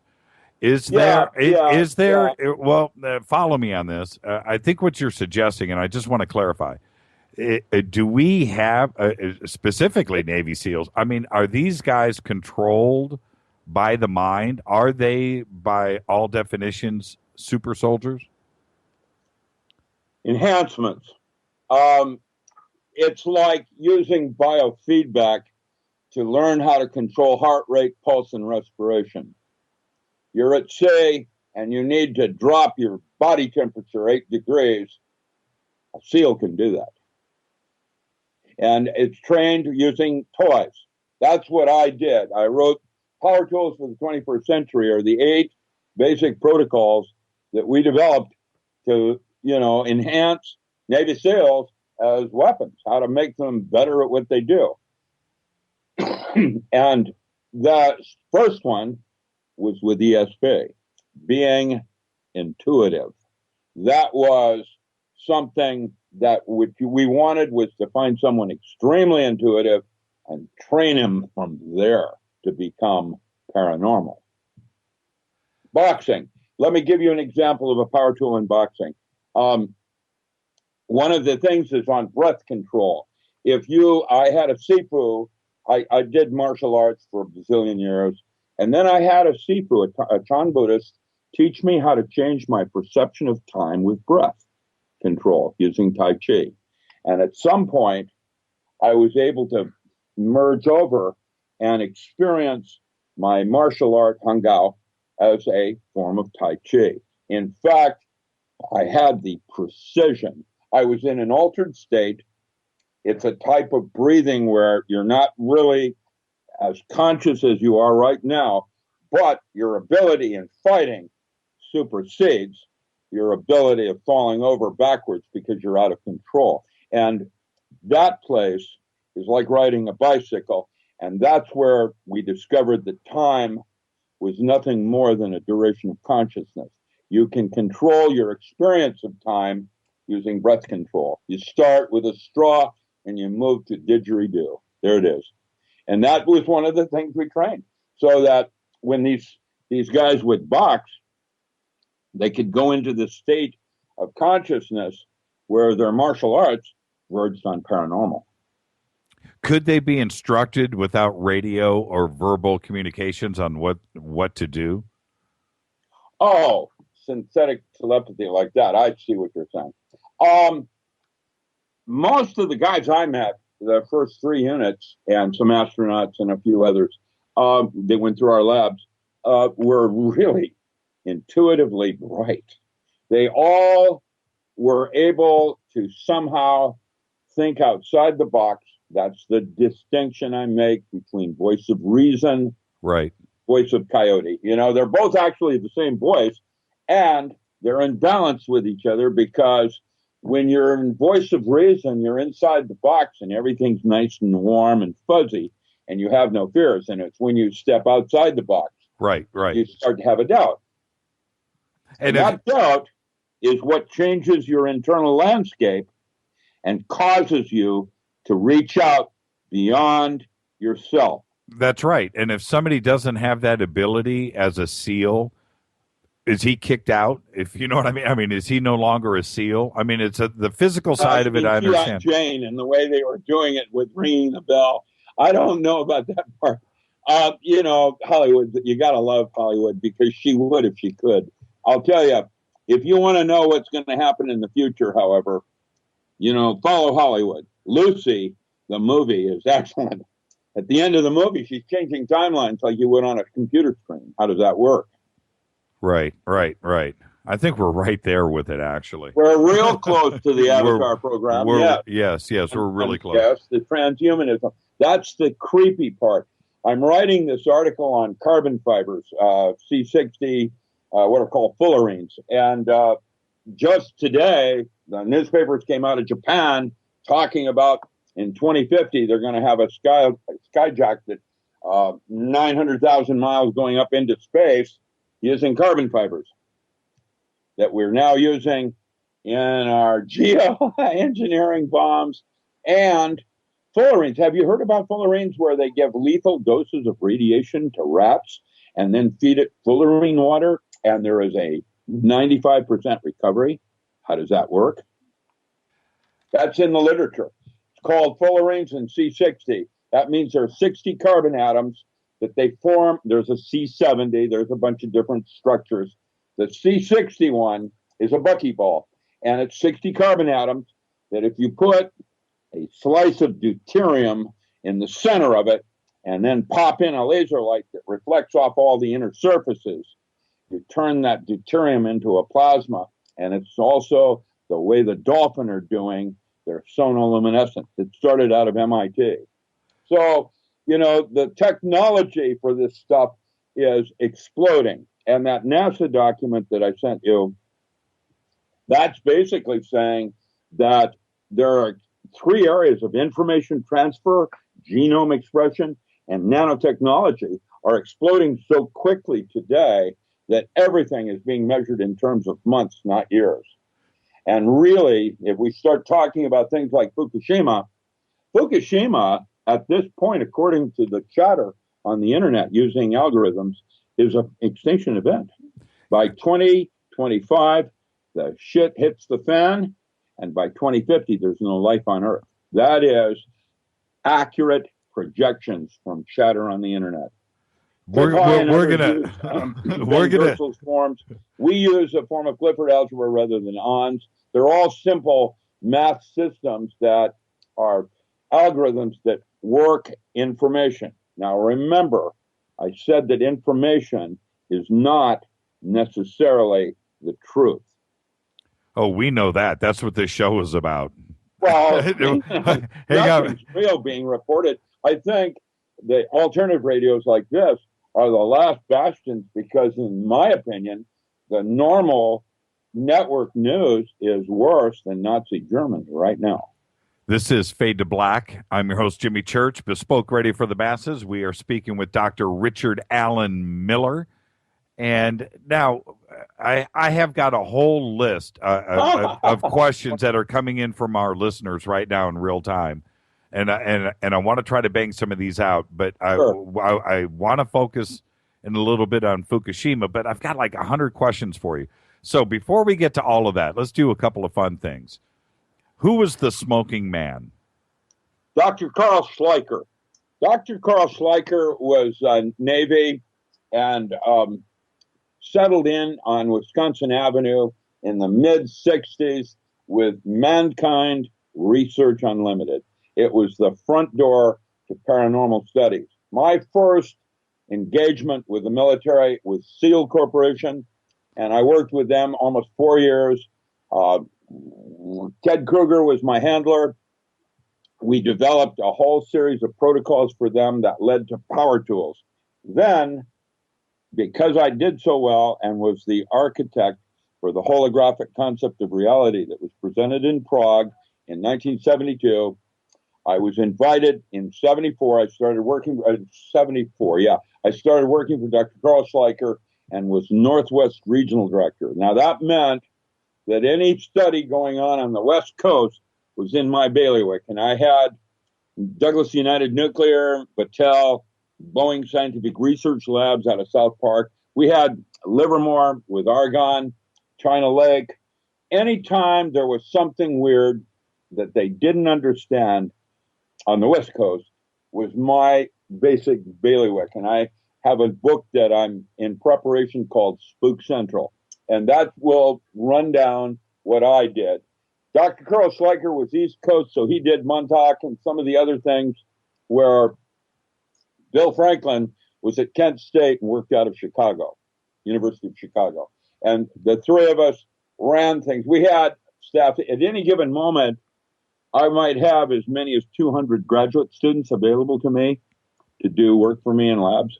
I had toys. I had access to all kinds of things to be able to actually get answers. And like I said, most of it wasn't real. Most of it was, a little hokey pokey. However, once in a while, like extrasensory perception as it relates to hypnosis, was reproducible. And once we started to isolate variables on how the thing might work, then they would set up studies across the country at different universities, like they're doing with cold fusion right now. Cold fusion is a reality now. We do have cold fusion. Well, and we have it in a variety of forms. Okay, we'll get to that in a second. Let's get back to Schweiker. This is a cool thing. Yeah. Would he Schweiker was possibly an alien who sits at the same desk 48 years at the same desk? He was head of MRU for 48 years. Now, would he pop in and out of your life like the smoking guy did with Mulder in the X-Files and interrupt and guide? Show up in my alley? Yeah. There wasn't as mysterious, that kind of deep throat kind of thing going on, no. But they never gave me full disclosure. One artifact I did, studied at the University of Chicago in the vaults, science labs. I saw stuff that was really weird, and it was not human. We didn't do it. Where did it come from? How does it work? I don't know. Well, what was it? Well, stop right there. What was it? Okay, that's what I had. Okay, that artifact was about the size of a desk. It was like foil. It never told me where it came from. I heard scuttlebutt it came from Florida, but I don't know that. It was not Roswell. But it was a type of metal that was superconductive. And we're just now getting there in technology today. And this is 40 years ago, and I saw it. I fired a 50 caliber cannon at it, and it wrapped around the bullet, like aluminum foil. And then the bullet fell down and the foil went back into shape. Well, what was it? When you say it was the size of a desk, was it a piece of... It was like a metal of some kind. I could not identify it, and I had an electron microscope, and I was like a Carey spectrophotometer, and I couldn't figure out what it was. So was it a piece of machinery, or is it just a piece of metal shaped like a box, like a desk? It wasn't shaped like a box. It had a kind of curvature to it, like it belonged to a certain part of a spacecraft or something. And what it appeared when I fired the cannon at it, the bullet, I went down with an electron microscope to look at lattice damage, because there will be lattice damage. And there was none. And that was the first thing that blew me away. How could that be? This is totally interesting. What did they tell you it was, or did they not? They don't give you full disclosure. They drop you into this laboratory with the toys you want and go tell us what it is. Wow. Yeah, I know. It happened. Well, so now you Antarctica or something. It lots of times. Wait. Exactly. This is fantastic. What did you? Now you've got to type up a report. You've got to tell them what were. Imagine that. And what am I going to say? Yeah. Well, what was your conclusion? I said that this probably looked like it had been bonded on a submolecular level. And guess what? I'm just today writing about fullerene nanotubes that are stronger than diamonds. And the structural of C60 carbon is when it forms nanotubes is actually structurally stronger than a diamond. It has to do with van der Waals forces and some other weird things going on. But it actually has strength, not like what I saw in this artifact, but leading toward that, and technologies we didn't have back then. With that, I don't know where the artifact came from. It was a piece of metal. It had been torn. It wasn't, smooth edged. It had weird scripting on it, like possibly a language. I don't know what it was. It was interesting. What I do know is it was of a metal I couldn't identify, and that's impossible because I had a Carey spectrophotometer. I can tell you kind of an isotope, and I count atoms. So I don't know what it was. It was like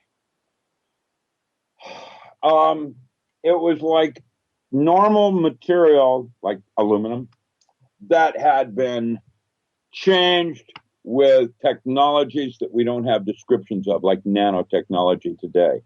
We knew about nanotechnology back then as a budding construct before they started teaching it at Seattle or New York City College and some of the other places that specialize in nanotechnology and advancements. But back then, we had seen things like blood that were not human blood, that had nanites in it to reconstruct the body.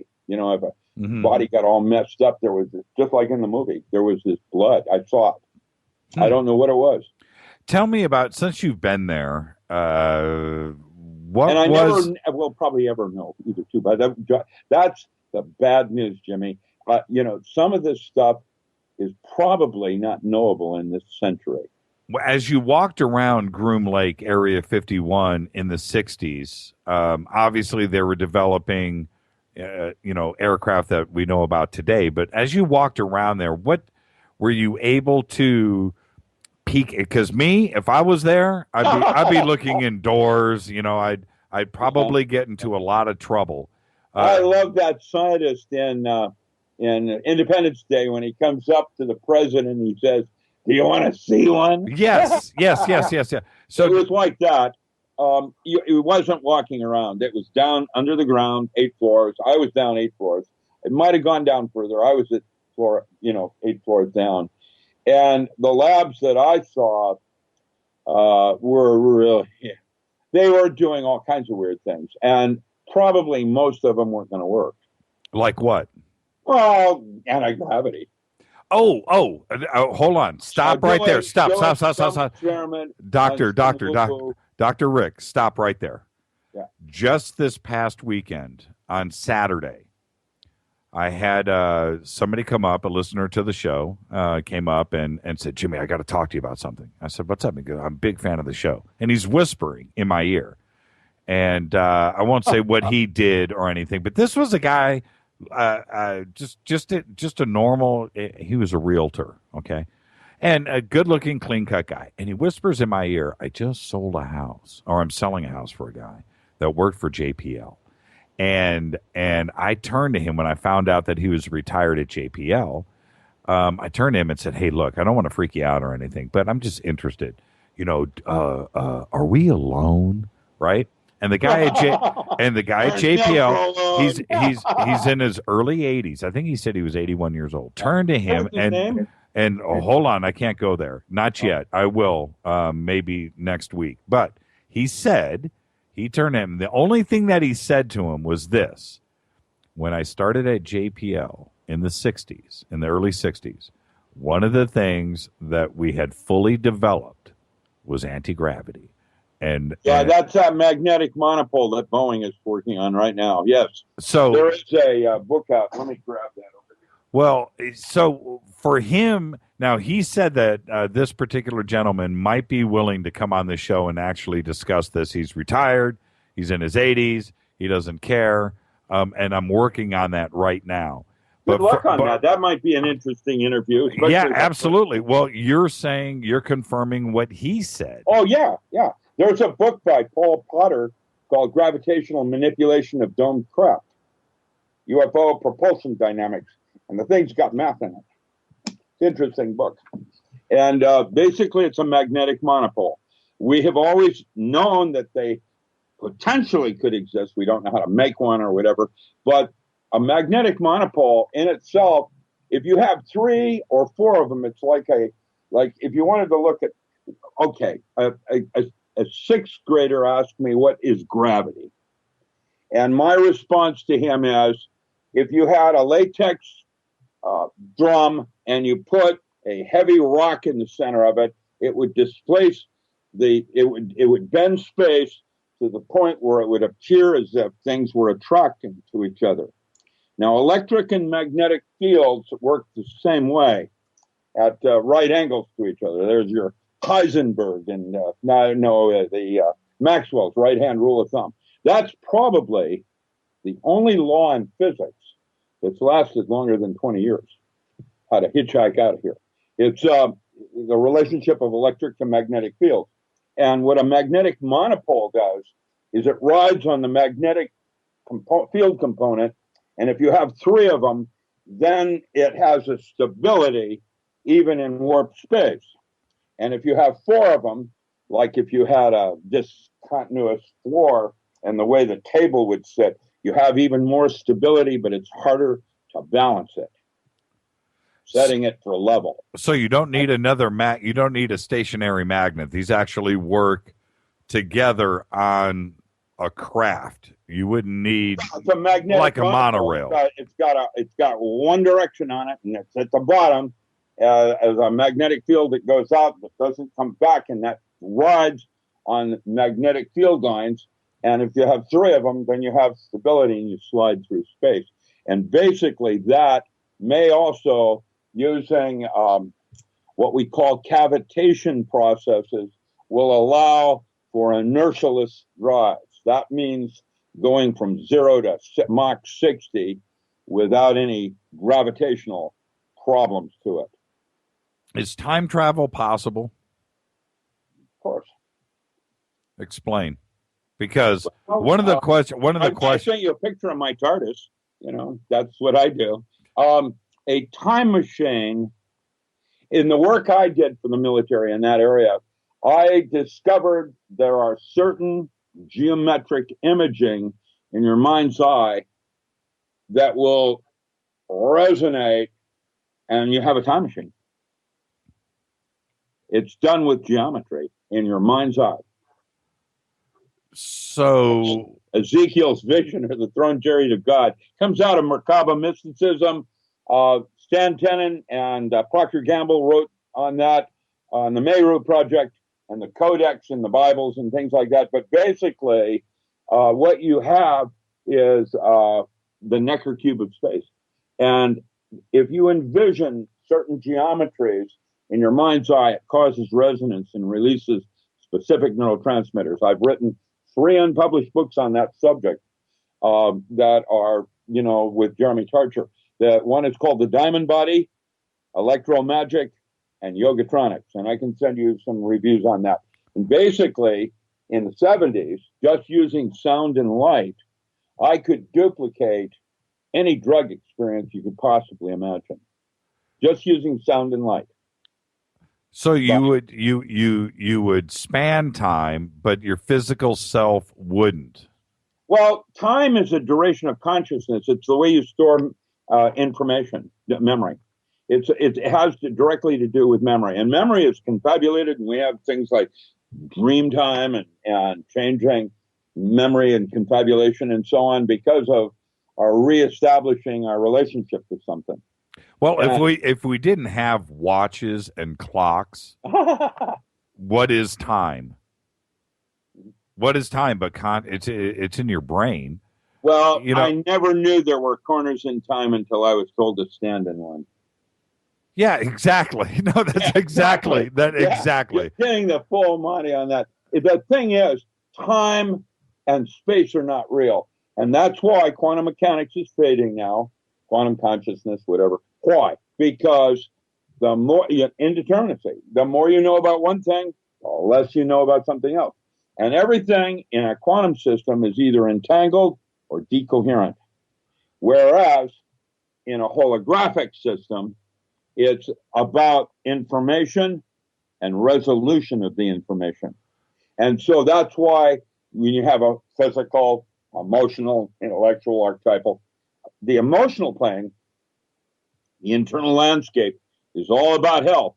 And the idea that EQ is more important than IQ, and that by the time you reach the fourth level, which is called the archetypal or collective unconscious, that's where you and I are one, and I am the walrus. Can you confirm Project Pegasus with Andrew Basiago? I'm not familiar with him personally. I've read stuff and have opinions, but I don't know him. And so to confirm that would be irresponsible because I don't know. Okay. I mean, I don't know that. His references to Montauk, and you had referenced Montauk earlier. And not to dwell on this because you're not an expert on it, I get that, but he's a great guy. He's been a guest on this program. Montauk, and I am familiar with the Montauk experiments. Basically, they were trying to do a type of bending space using radar for signatures, to erase signatures so you can see where something's doing. They're doing that now with submarines going through the water and the cavitation ball that goes behind it. Montauk was an attempt with electromagnetic fields, and something creepy happened that we don't even understand yet. What actually happened, I have theories, but I don't know. And I have an idea of what I think happened, but I don't know. Did you ever go? It wasn't my study, so there's that part too. Did you ever go to Montauk? No, that was an East Coast one. That was again Schleicher. He did those. He's the one that was responsible for the cloning experiments, the Clone Wars, and that kind of thing. You can look him up on the internet. My ex-wife Iona has written extensively. She's CIA, and I came from a real weird group of. We're all spooky here. They used to call me Spooky Miller. Now they call me Ricky Rocket because I talk fast. But just all these little names that you get. Yeah. Back to time travel, though. I'm very interested in this. What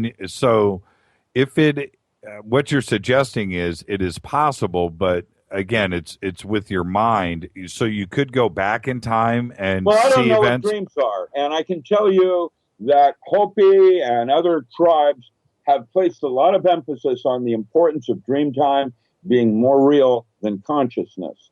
And so one of the things we did in my laboratory was try to create a neurologic shunt so that we could bring dream time closer to consciousness. Now, I saw two Navajo literally change the weather using sand paintings. That was one of the things I did. That's a paranormal thing. And these two Navajo sitting down there doing this sand painting. It was a big painting, pretty complex. And as they were putting this thing together, I was watching these clouds roll in like something out of a science fiction movie where there's a big spacecraft behind it or something. And this one Navajo looked up at me, looked down at the sand painting, looked back up at me, winked at me, and ran his hand through the sand painting, and the weather went back to normal, just like that. And I stepped back, and I looked at the sand painting, and I'll tell you something. It looked very much like a solid-state physics device. Technology comes in many, many different flavors. And to say that it works this way and not that way is missing the big picture.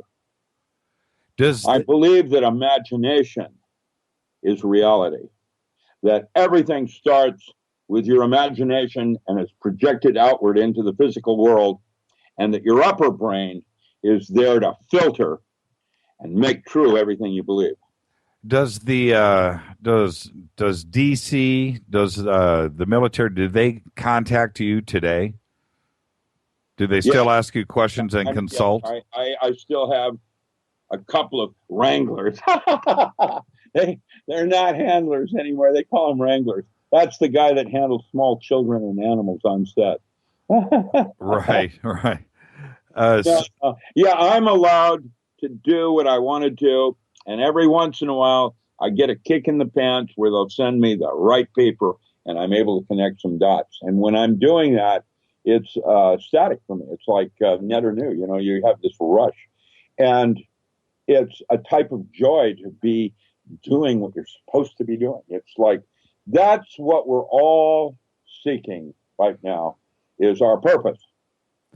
And James Hillman has written an exceptional book on that subject called The Soul's Code, In Search of Character and Calling. And the idea is that your character is the nooks and crannies, the thing you normally would associate with spirit and spirituality. And that's why we like animals like dogs and wolves, because they're closer to spirit than we are. And that's one of the things that I associate with intuition. When you're doing what you're supposed to be doing, it's not wrong. It's not wrong for a wolf to eat little Joey, the dog. That's what a wolf does. And so you can't fault the wolf as doing something wrong. It's doing what a wolf does. You know, it eats dogs. But that's what you're trying to do with yourself, is find the flow. Let's say you have to go down the hall.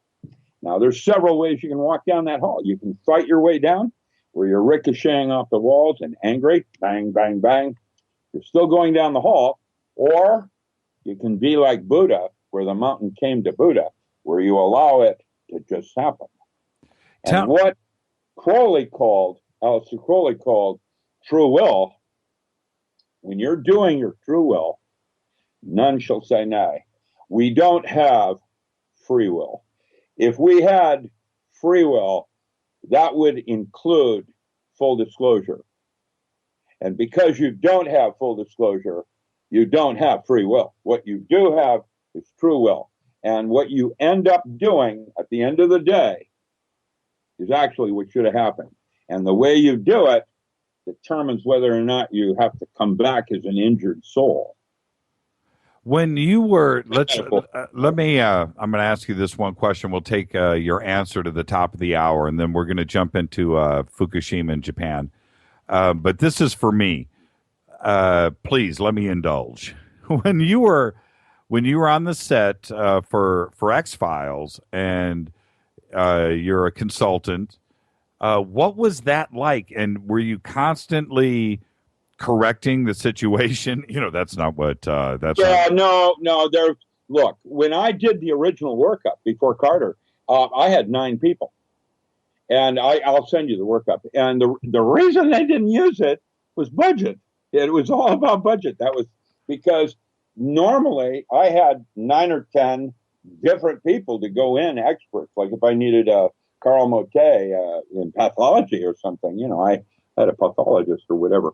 To have just 2 people, and they were FBI, and The FBI wasn't doing that. It was actually Navy. Navy intelligence was always, the last 200 years, been the leader in technology. And then you had men who stare at goats, and of course the wrong goat dies, and some general's trying to run through a wall, get a grip. It's right. Well, they took whatever intel that we had and went over the edge with it, with LSD studies, things like that. I think that, well, go ahead. I'm just, Navy has always been the high end. With Air Force, there's an Air Force document doing some interesting scientific studies. Army does some of the things. Marines were the first to die. I got to train all of them. Each had exceptional individuals in it that would go through our laboratories, and we would, enhance them with protocols like mythic living to look at everything in metaphor. If you do that, see, the idea of a belief system is that it limits what you can and can't do. And so beliefs come to us arbitrarily, and they're just tools. And if you were a staunch Christian and two aliens walked in the door, the big question is, could you see them? And that was the whole concept of what the belief, when the shaman was able to see out on the horizon, the ships on the horizon, because the tribe itself had no concept of the possibility of something like that. So they couldn't see it. It's like filtered. I'm trying to, I'm trying to see where that ties into Fox Mulder on the set and you. Oh, well, okay. So here I am on set, and they're doing a certain kind of thing, and they want to know, how would it go through the paper trail? What would happen? Right. And then I would run down the scenario. Well, this is how we did it. And that would then be how they would incorporate the protocol of going into an office and being taken to the woodshed or something like that, how that all works. You want to take some phone calls real quick before the top of the hour? Sure, that'd be fine. Yeah. Yeah, let's grab one real quick. This is Dino. Hi, Dino. How are you tonight? Hey, our minds are one tonight, Jimmy. I was just going to bring up the subject you were talking about. Dr. Rich, how are you? I'm going bald, like I said. Unnatural. Okay, here's my question. You're laying down some pretty heavy stuff, and depending on our education in physics and chemistry, we're understanding it at different levels. But my question to you is, all this Fox Mulder stuff, are you born in October? No, I'm a Pisces. Because if you may be aware, I don't want to say it out on the air, but I've done research on Fox Mulder, the fictitious character, and I have the same birthday as him, and I'm a Libra.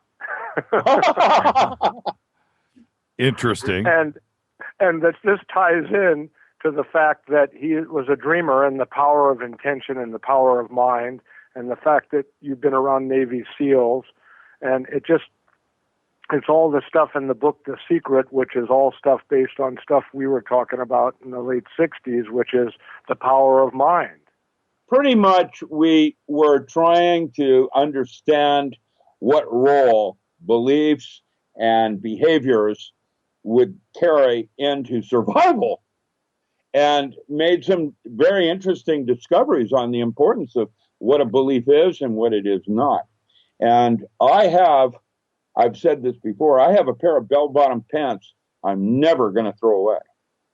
I'll never fit in them again, but that belief system is so important to me, I keep it near and dear, even though it's not practical or useful in my current life.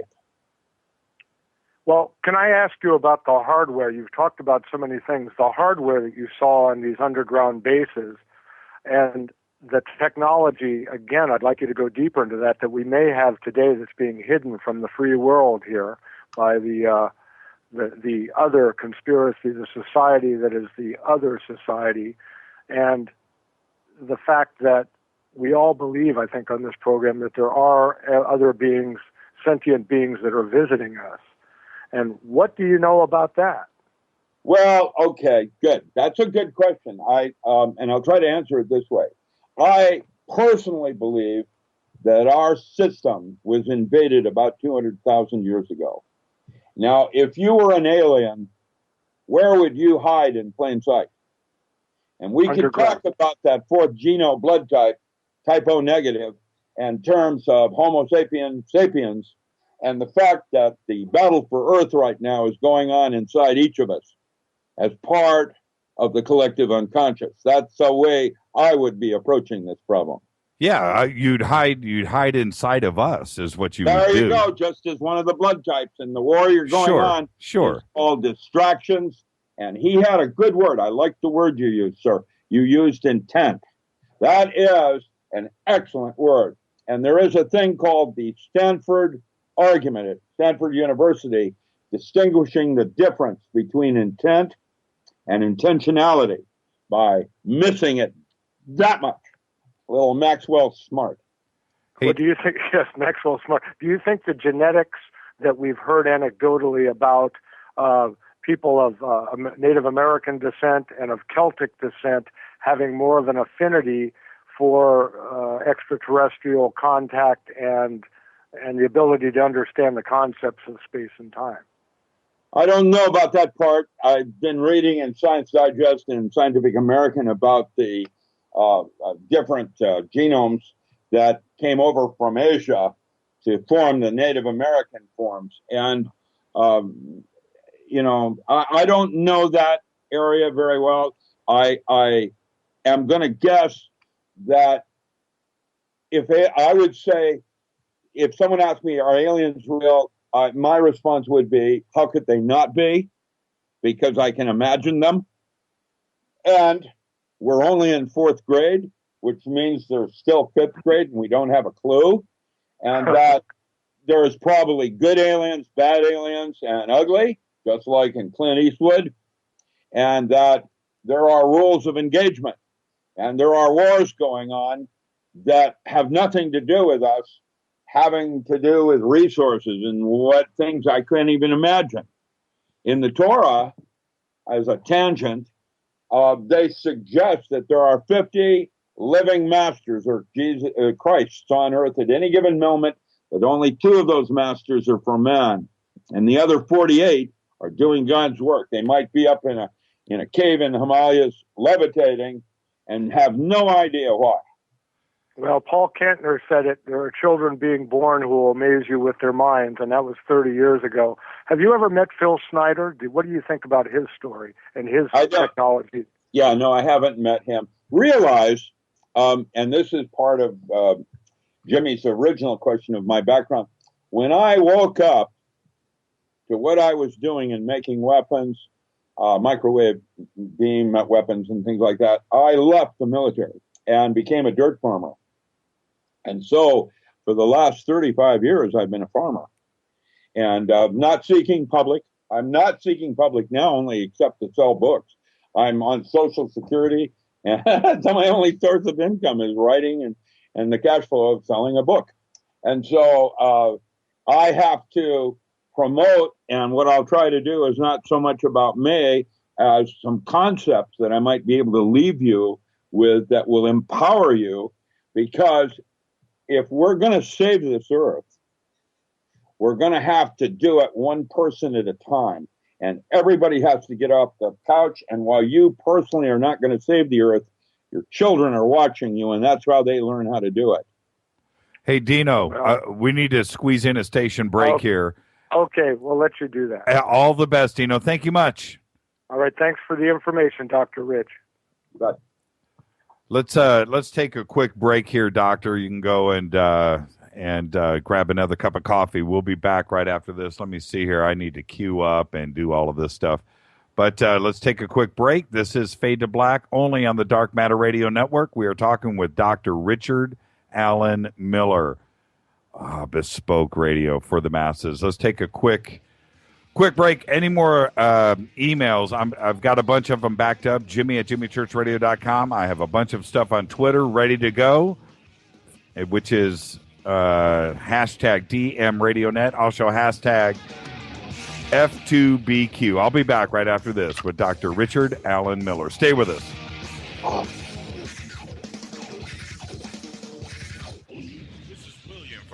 Anderson, and I listen to JimmyChurchRadio.com. Jimmy Church. My name is Alan, and I listen to JimmyChurchRadio.com. He's always giving it to you straight. JimmyChurchRadio.com on the Dark Matter Radio Network. Hi, this is Rob Reiner from Anvil, and you're listening to JimmyChurchRadio.com. What's up? I'm Chris. What up? This is Kyle Manson. You're listening to Jimmy Church Radio, the revolution.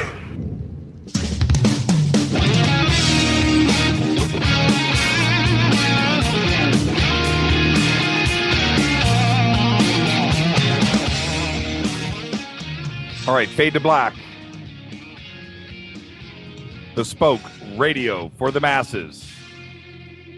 Speaking with Dr. Richard Allen Miller, the original Fox Mulder. I'm your host, Jimmy Church. Only on the Dark Matter Radio Network. All right, Dr. Miller, are you still with us, sir? Yes, I just came back. I'm here. Very good, very good. I want to jump into Fukushima. We've got so many calls coming in. They're backed up. And Star 6 called in. I really wanted you to speak with Star 6. But let's take this call from Naptown. Who's calling? Hey, Jimmy, this is Allison. Hi, Allison Bell. How are you tonight? I am excellent. I just have one question for the mage, and I'll take my answer offline if that's okay. That's totally fine. Go ahead. My question is, what does he think about the theory that consciousness is the unified field? Good night, all. Wow.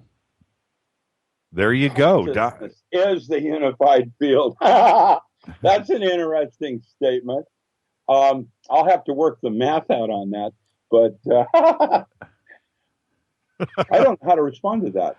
Okay. Consciousness is something that, is related to God, something beyond man, that is more than just me. And that would suggest a collective level of consciousness. They call it the collective unconscious.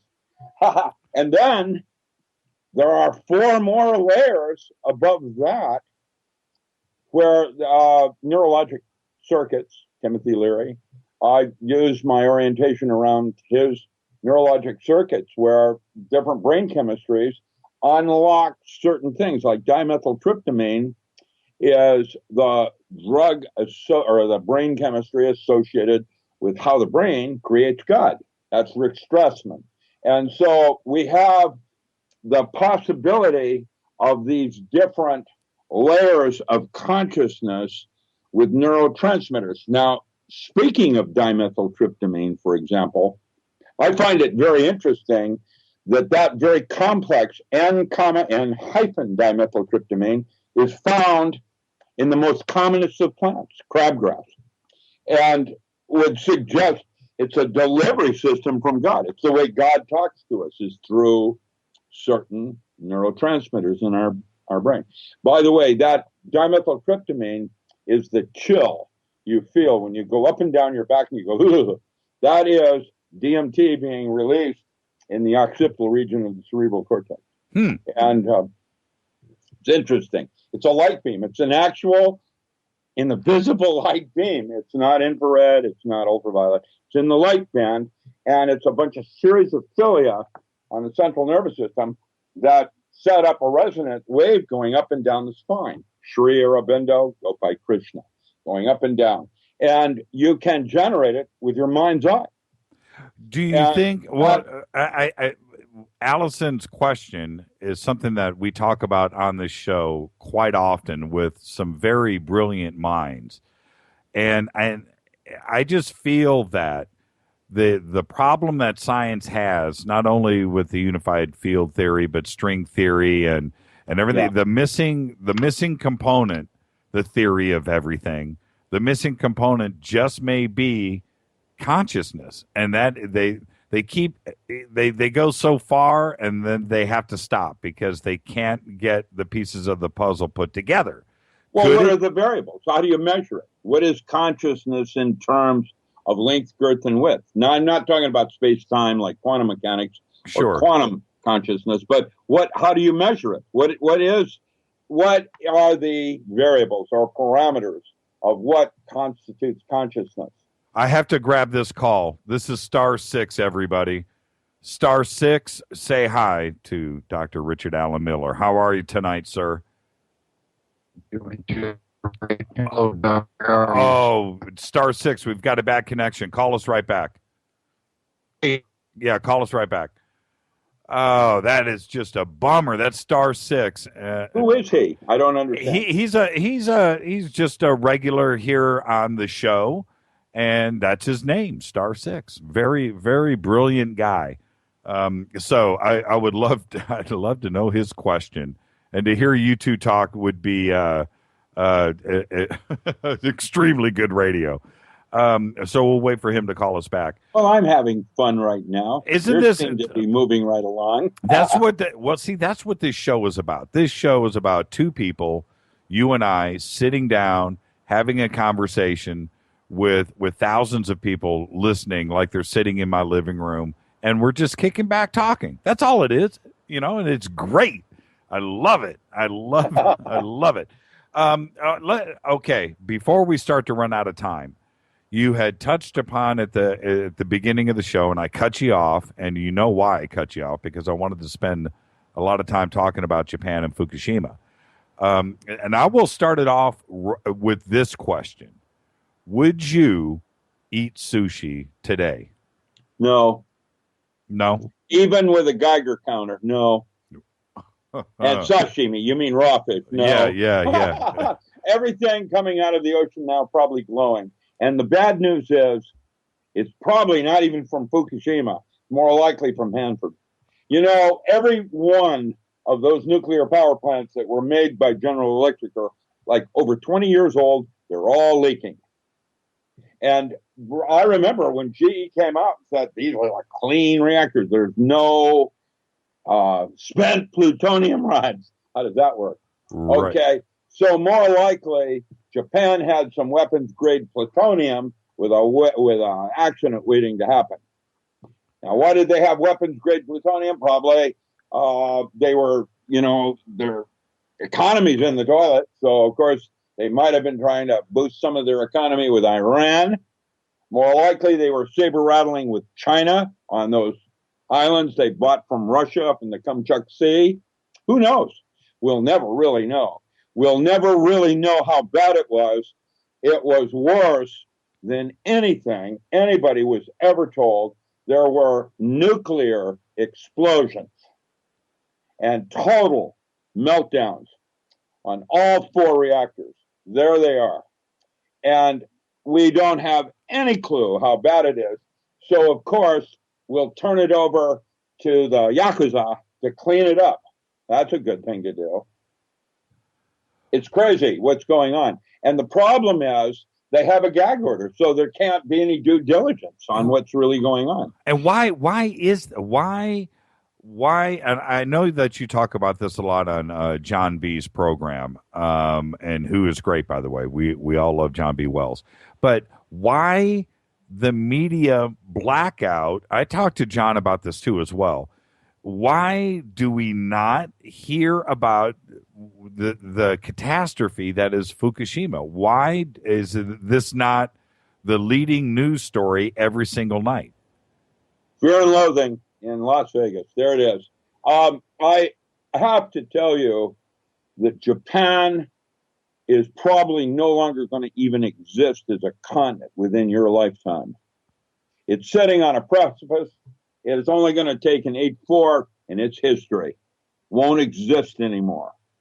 And right now, a group of medical doctors, and I'm not talking about just a few of them, I'm talking about a massive amount of them, are calling for the full evacuation of Japan because of the rise in thyroid cancer in children just in Tokyo Prefect. It's unbelievable that nobody's talking about this. It's right now there's a 28% of children under 4 years old have some kind of thyroid problem right now today. That's documented, confirmed. Gunderson and that Colcott, that woman, have nailed it pretty good in terms of the NASA papers would call for Fukushima to be an extinction event by the year 2050. There will be, as a result of Fukushima, no life as we know it on Earth. Either that or we're going to have such a turnaround in technology, it won't matter. And that's why Kurzweil is talking about the transhumanism and the Avatar program. And you'll notice the dates are all in the same venue. Yeah, they are.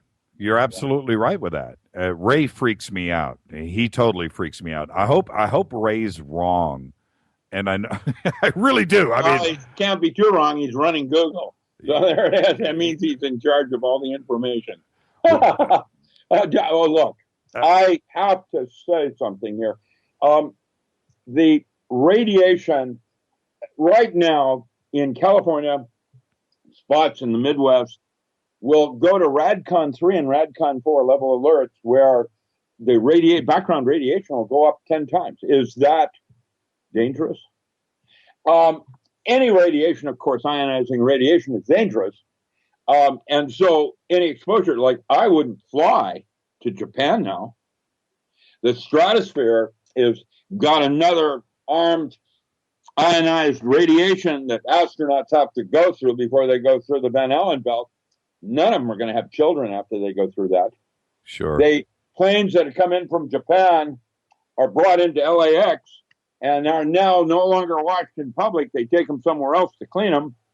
And I can only imagine what DEQs have to say about all of that crap going off them. Is that wait, let me stop you there. Is that true? The planes that come in from Japan are all washed down now, yes. Absolutely. It's like being in a microwave oven. The exposure ratios of a passenger in a normal airline at 30,000 feet. Wow. It's a minimum of 20 times exposure of normal background radiation. That means you're getting a massive dose. Now, as a physicist, if I was working high energy physics, I would put a dosimetry badge on at 1,000 times. At 100 times would be equivalent to going through an airport, nine different X-rays, where they nuke you. 9 times. That's a blast. And 10 times, we don't know what effect that's having on individuals. We do know how it's going to affect children. And right now, just get a news flash, there is a thyroid epidemic. For anyone that was born from 1950 to 1970, there's a 1 in 4 chance you have a thyroid problem now, just because of the above ground nuclear testing in Utah. Yeah, that animation that's on the net, you can go on YouTube and watch every single nuclear test and explosion in the world. And that was done by a Japanese animator, by the way. But you go watch that. Just watch it one time. When you watch some fiction, whether it's 24 or some terrorist group has got a nuclear bomb and they start to run what's the damage assessment? What can we expect from this? Well, okay, and they're talking about one bomb. Go watch that animation and watch how many nuclear bombs have been detonated right outside of Las Vegas, let alone let's talk about neutron bombs and how many of those have been detonated since 9/11. I was not an expert in demolition, but I had some training in that, and it would have taken my team months to rig Building 7 to come down as quickly in the way it did. And that 600-foot piece of steel that vaporized, that's not thermite. And so thermite is hot. It's not that hot. That's a plasma that does that. That's basically where you take a piece of deuterium and you put it inside a buckyball and you hit it with a laser light and you have a containment field with fission. That's how it works. And I'm guessing they have subsequently used that in Gaza and other places where the missing aircraft, they can't find it. How's that work? Right. there's all kinds of vectors on this thing that would preclude an airplane hitting it. The Pentagon was not hit by an airplane. That airplane probably got pulled out by a bunch of heroes that stopped that from bombing the Pentagon, so they went in with a cruise missile, more likely. Who knows? We'll never know. Right. It's and the worst part is it's one false flag on top of another. There's probably 6 things that happened. Yeah, not only with the Pentagon, but when we look at some of these things that have gone down just in the last 6 months, 8 months, not only with MH370, but you have MH17, 2 Malaysian aircraft. I don't know how many they have. Switcheroo, the idea of using tit for tat. Listen, nothing we're being told is real. That right out of the gate is the first thing. And so if you want to know what's going on, start with yourself. That's where the truth is. Somebody just tweeted, Brad Kelly, he just tweeted, he said, pilots and flight attendants would glow in the dark. And I was just going to, when we were talking about JAL, Japan Airlines, with that, I mean, are they switching out crews after every single flight with Japan Airlines? I mean, if you are continuously flying back and forth, that can't be healthy at all. No, it can't. Cannot be healthy at all. Wow, scary thought. What can we do? Happening. What can we do about Fukushima? And what are they doing? Are they doing anything at all, or is it too dangerous even to get close? Is it a Chernobyl situation where you've got guys going in there? And you know what? There are life forms that thrive in that environment. In fact, it's probably a life form from Galactic Center. It's a black slime mold. It showed up at Chernobyl, and now it's all over Fukushima. Right, I heard about that. Terraforming on another level. Who knows what's going on? Yeah.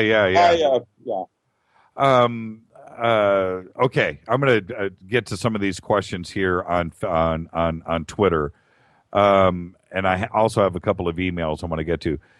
This question: where do you stand on computers gaining consciousness? We were just talking about Kurzweil and the singularity. How close are we? Alien presence on the internet. I wrote that paper 15 years ago when Time magazine came out with interviewing the top 10 computer experts out of, Chip Central.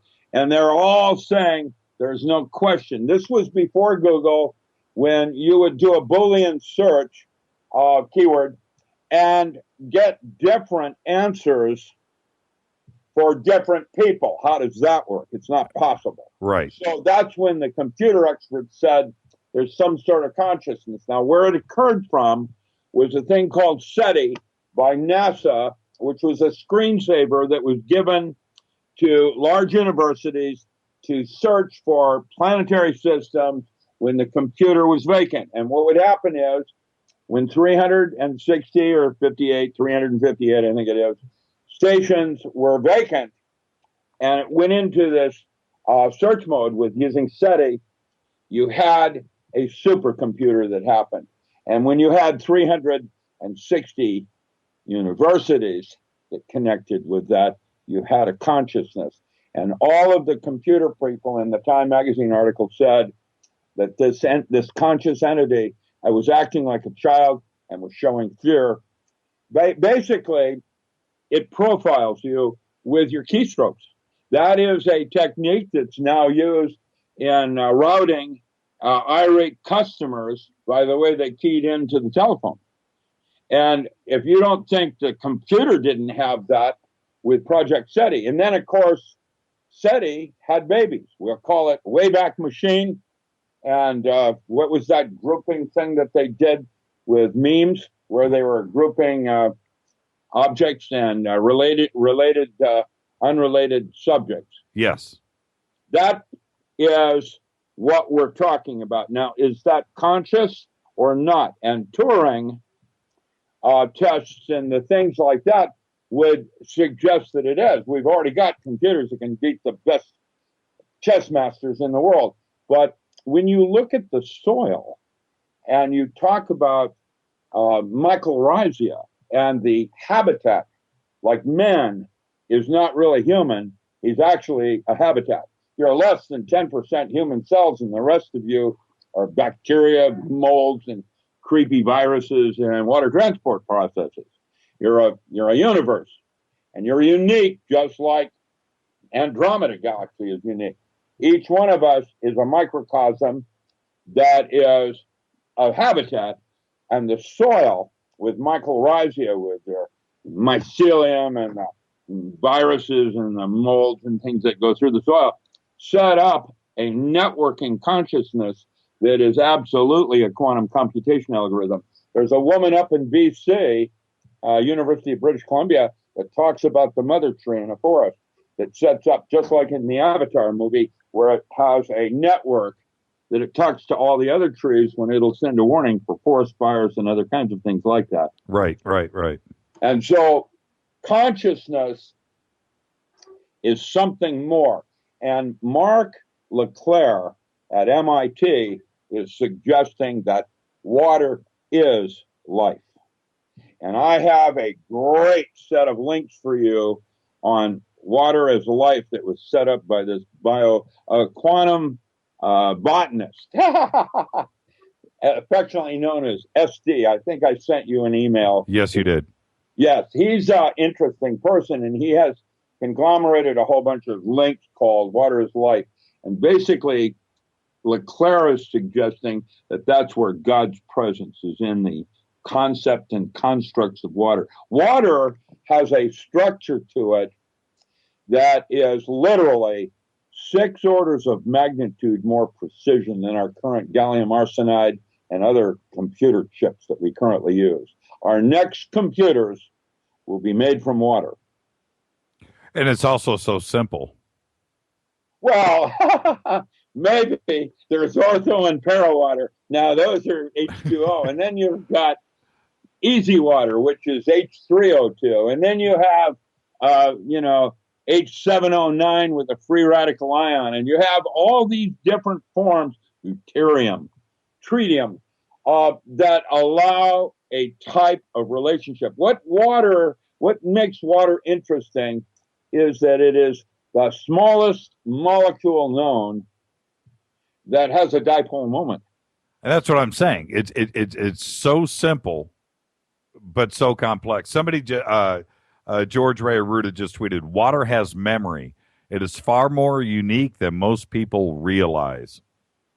Well, it's imagine what that's doing with your thoughts are structuring the water. That's where the Catholics will pray over water and it'll kill a vampire. You got holy water. I mean, you've got a moto trying to clean it up with a bunch of Buddhists where they'll sit there. That's called the intentionality experiment. And what they're doing is they're trying to impress thoughts in water and measure the variation using Raman spectrophotometry. That started with Rustam Roy out of Penn State. He just died. And Dr. Jerry Pollack, who was the guy that hired me to work military. Jerry was my lead back in 1970. Are you ready for that one? It all comes around. Trust me. We're all still here. Hey, I'm going to ask you a couple of fun questions that have come in. Did we actually go to the moon? What's your take on that, Richard? Well, I don't know. Of course, we probably went to the moon, but we were never interested in the moon. The moon doesn't have anything there except the gravity well. It doesn't even have cheese. It's anything that you would do on the moon, you'd have to bring there to do it. And it's cheaper to do something in an L5, Lagrangian 5 state. It's cheaper. So why would we go to the moon? Well, because it's one step per man kind of thing. Actually, I saw documents to indicate that there was a joint manned expedition to Mars in 1968. And that was 1 year before the moon. And I have no idea what happened to that one, but I can absolutely, with full certainty, tell you that it's colonized now. Absolutely. Ah, man. Okay. Get a grip. I mean, right now, It's just going to be like in the movies where they don't allow any kind of nuclear things going on Mars. I think they're liking Curiosity. Water on Mars, actually, until this latest new study, was actually more water than there is on Earth. I have this picture of the Earth and then a moon there, and then I bring this ball of water, volumetrically represent how much water is on Earth. Then I bring a fourth ball in on what's been discovered on Mars. It's more for a smaller planet.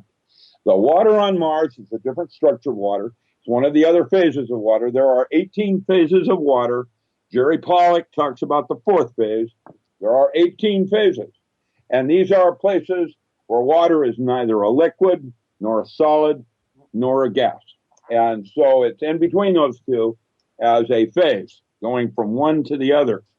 And on Mars, the temperatures are so cold, 100 below Fahrenheit, but the atmosphere on Mars is so thin that if my feet were at 70 degrees, the atmosphere is so thin that my head would be at a -5. In 4 feet. In 4 feet. Yeah. 5 feet. Yeah, and so water, with Boyle's law, does not go into a solid state. It is still in a slushy ice.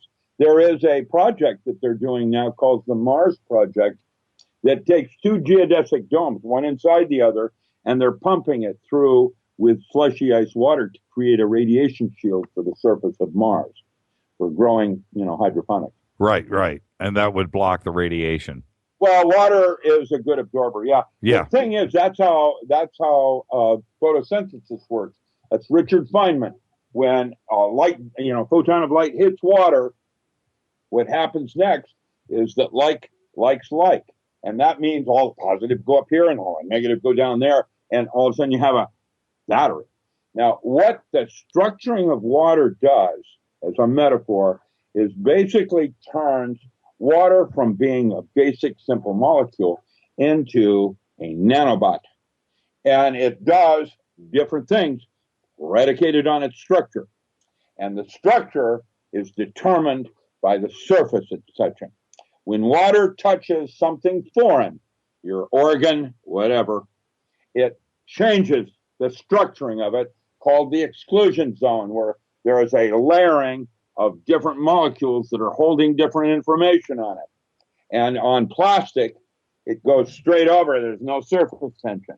Whereas if you use something like beryllium, right, water will climb right up that side of that metal and try to come out over the top of it. It'll actually create a relationship. Now, that is what water does, is it structures to a foreign object.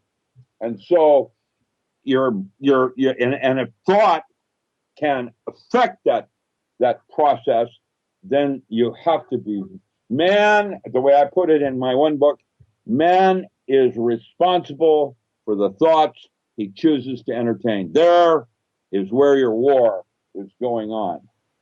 You are listening to Imagination is real. Imagination is reality.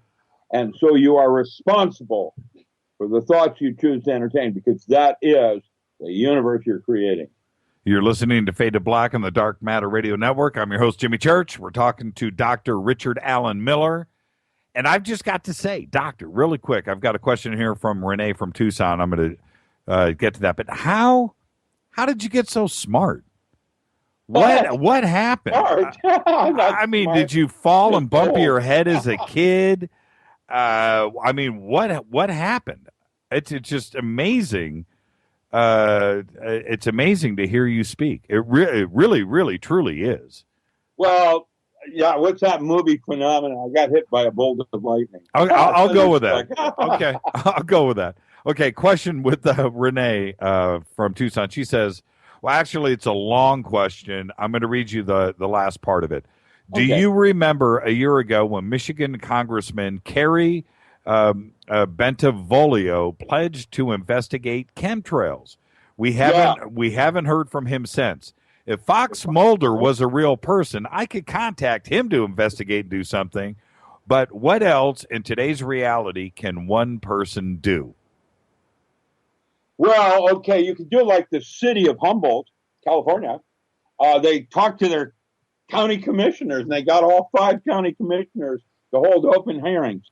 And that went so well on chemtrails that the state of Arizona, a senator came out last month and said he's going to hold open hearings on chemtrails because his constituency is asking questions he can't answer.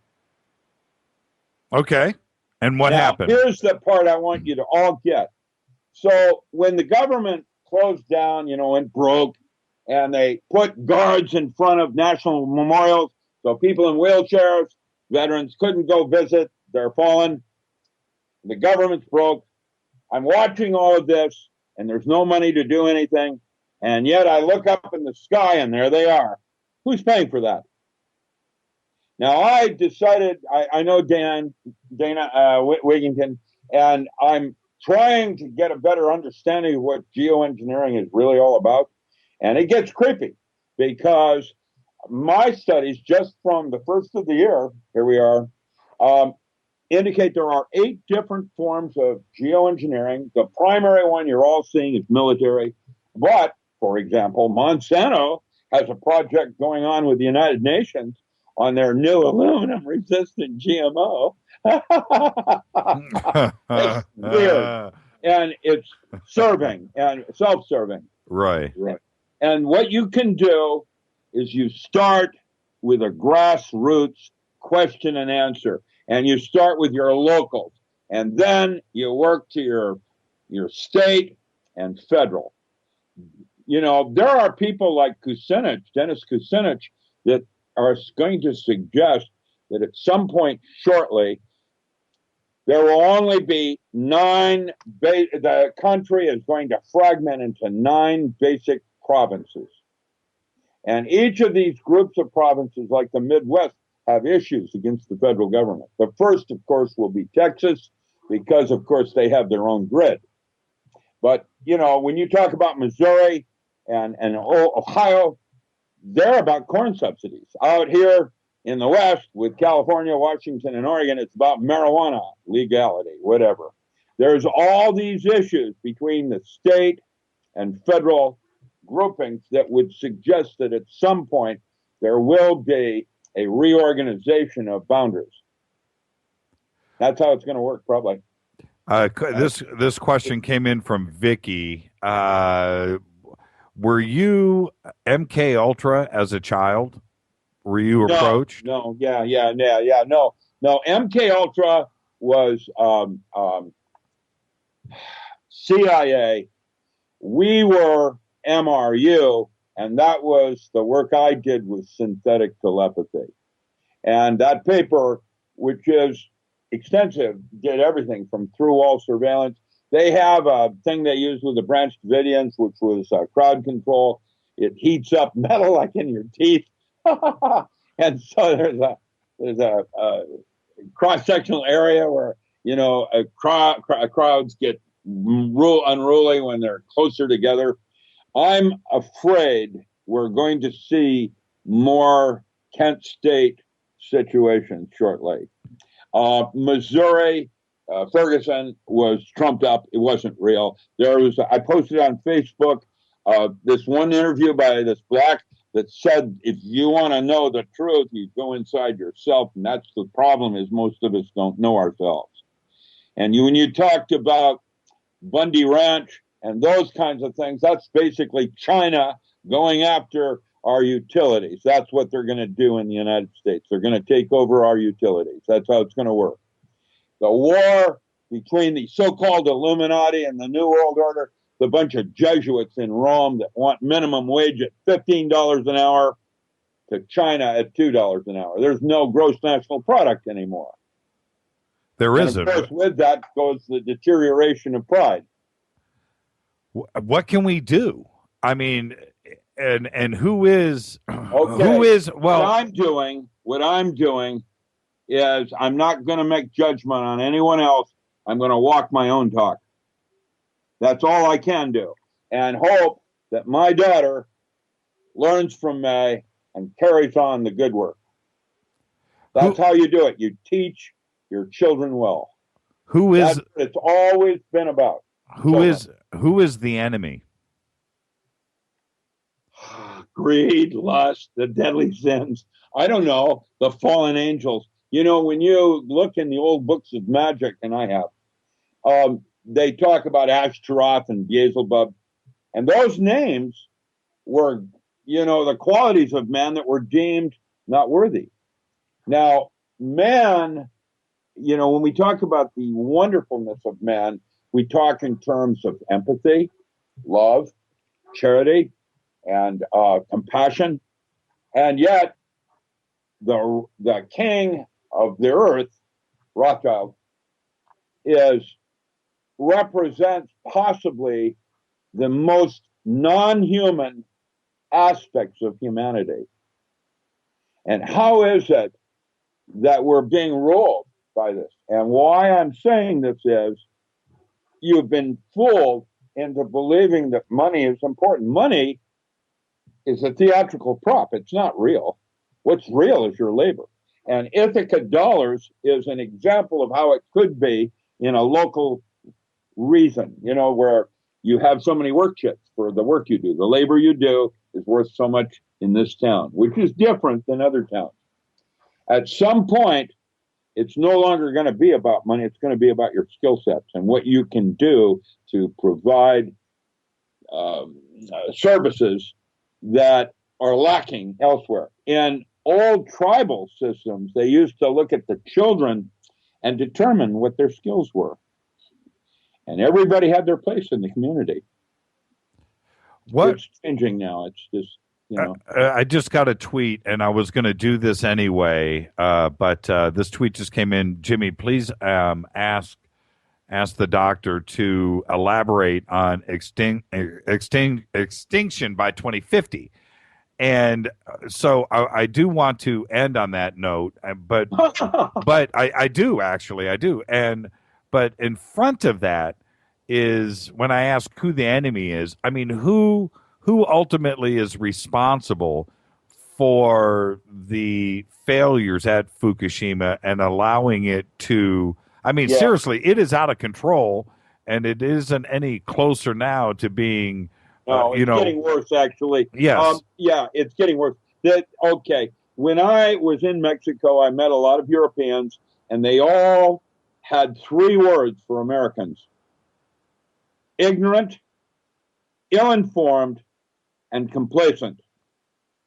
And yet, Germany or Europe, with all of their, like, if you use herbs, they'll use 10 times that. They've been using it 10 times that for 200 years longer. They're further down the line in evolution of certain forms.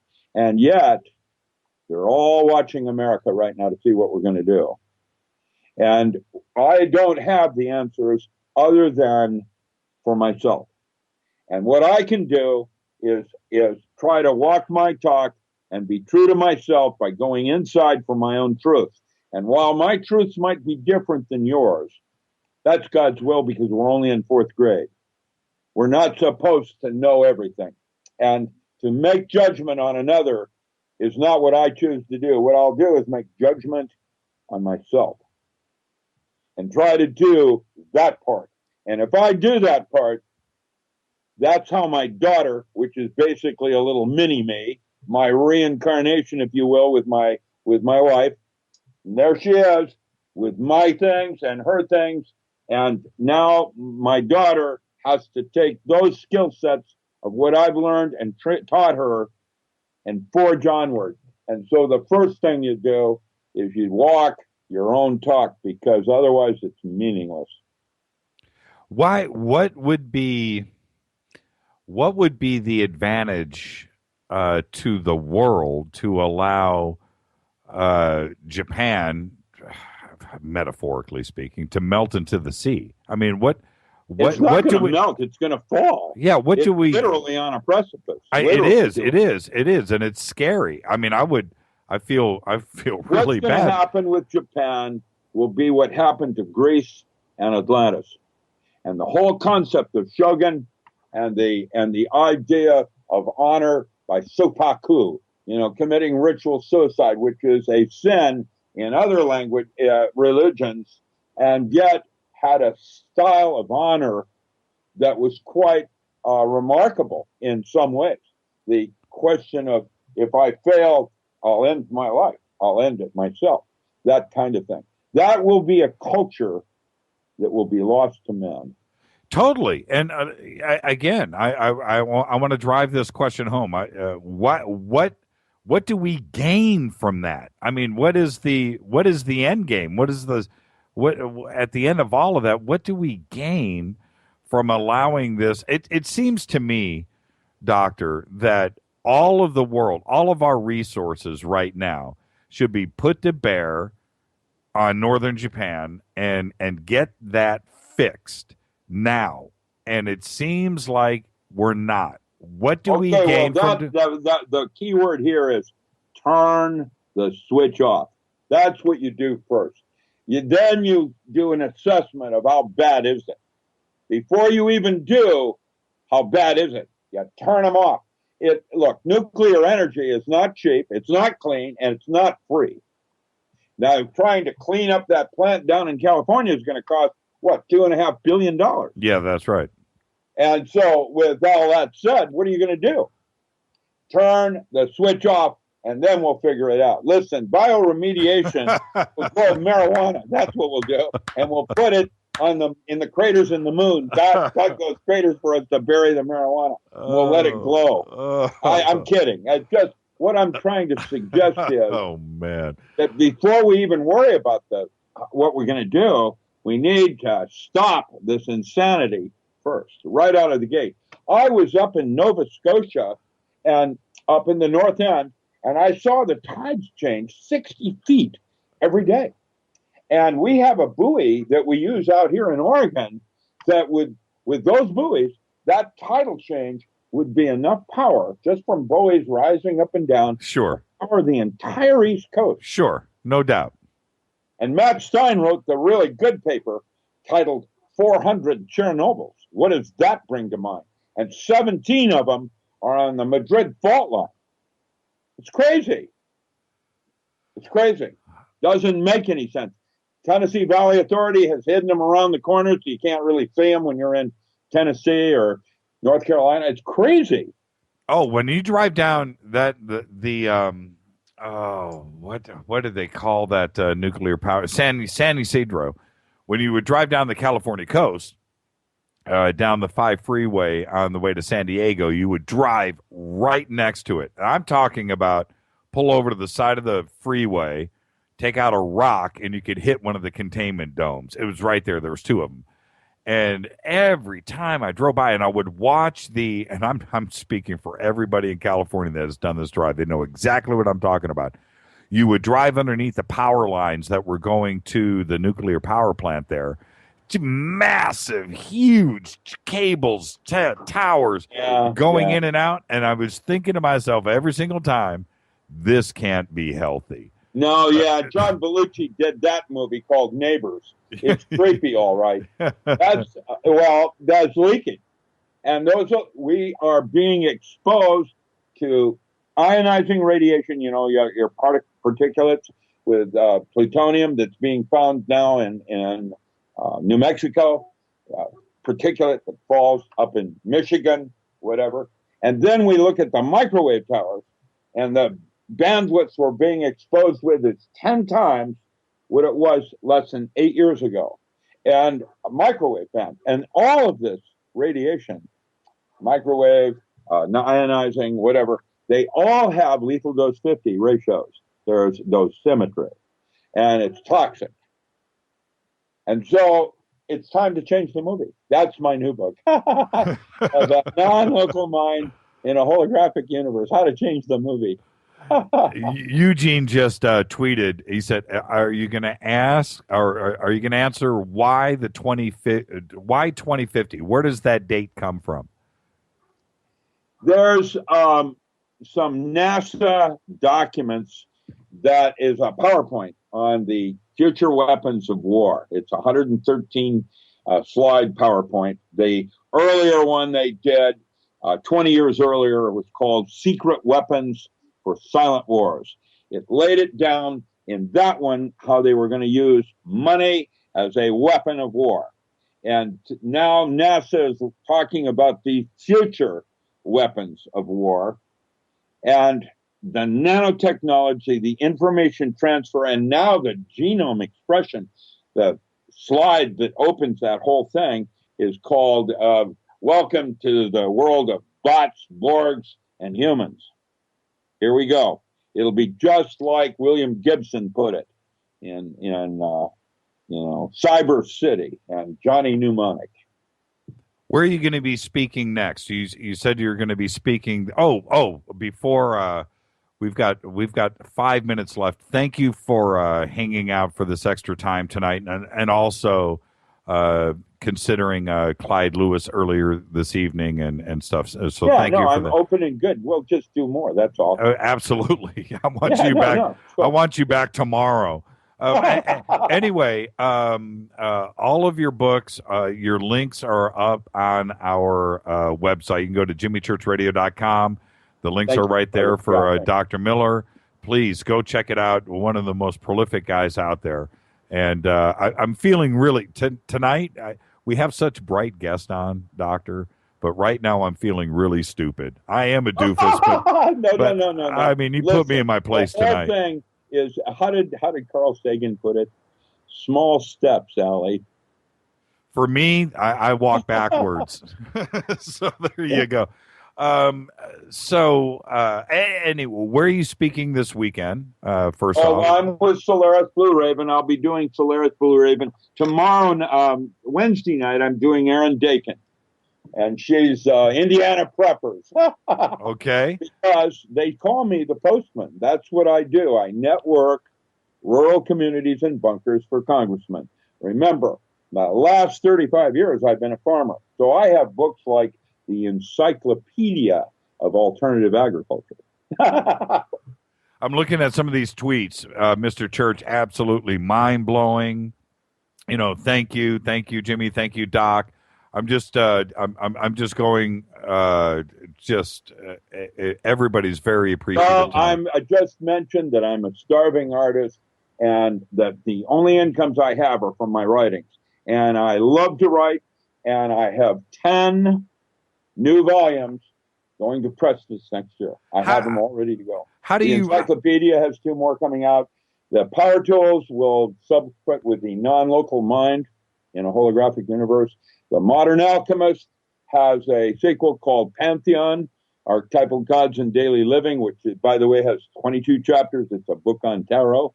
Yeah, I taught. That's one of the protocols that we use for SEALs, is how to live in metaphor. Your laugh is infectious, by the way. Oh, well, how did Boris Karloff put it? I'm a scientist myself. You'll see. I'll show you. Oh, I've got to thank you, Doctor. What a great show tonight. I can't wait to get you back on. And I just want to say this. You've lived a life that we all envy, but you're willing to share it with us like you do, and you're very open, and that's what this show is all about. And guests like you make this show what it is. And I have to thank you for that. My pleasure. Thank you. Make me old man blush. Oh man. I can get goofy. Thank you very much. And sure. We'll get you back on the show again very soon. Again, Dr. Richard Allen Miller, all of his links are right there at jimmychurchradio.com. And go check out his books and make me proud. Thank you, Doctor. You bet. Have a great night. Thank you. Good night. Dr. Richard Allen Miller. I cannot say enough. I cannot. I can absolutely not say enough. And we touched upon. I was. I'll say this. Did a bunch of research over the last week with Dr. Miller, and I didn't know how I was going to structure the interview because, well, I don't structure, but try to flow it. There's so much to learn from this gentleman, and how to keep it flowing, and how to I hope that I succeeded tonight is what I'm trying to say. I hope that we got out of him what I tried to do. I wanted it to be smooth, structured, and in one direction, and I think we achieved that. The one thing that I wanted to know, though, what was it like on the set with Chris Carter? You know, I really, because that show was so brilliantly put together. Now my tongue is tired and my brain is tired. It always happens at the end of every show. So some of the tweets that are coming in right now, Dr. Miller, such a dude. Thanks for going on Fade to Black. Can't wait for him to return to the show. That's from Mr. Anthony. Dave Matherly tweeted, how you doing, Dave, by the way? Many of us are speechless, too. Loved it. He was perfect. Carol Peralt says, so enjoyed tonight's show. Thank you. Gene says, this is my good night to everyone. My hands hurt from typing. George Aruda says, he's like a smarter version of Richard C. Hoagland. Wow. Allison Bell. Allison, thank you for that tonight, by the way. Leslie, Jimmy, thank you. You're a guest again. Thank your guest again. I mean, I can't say enough. It's shows like this that make me proud. Okay. Wow. I don't even know how to follow all of this up. Tomorrow night, what have we, what have we got? I can't even remember now who is on tomorrow night. And I have to make some phone calls after tonight's show tonight, too. I am not done. Thursday night, by the way, I will have a pretty good surprise for everybody that will happen Thursday night after the show. Tomorrow night is James Swagger. Fresh back from Bosnia. I did talk to James quite a bit about what he saw out in Bosnia and what his theories are. Are those pyramids real? Are they not? We know what Robert Schock said when he came on this show. Let's not forget about that. Okay, let's roll it. Keith says, let's roll it. Let's do it. We are all done. Thank you. Oh, man, I'm exhausted. That was brutal. Thank you to all the callers tonight. Got Dino in, by the way. All of you Fade or Not, you know I love you. Twitter tonight was on fire. Stay tuned. Coming up next is The Unexplained, followed by Expanded Perspectives.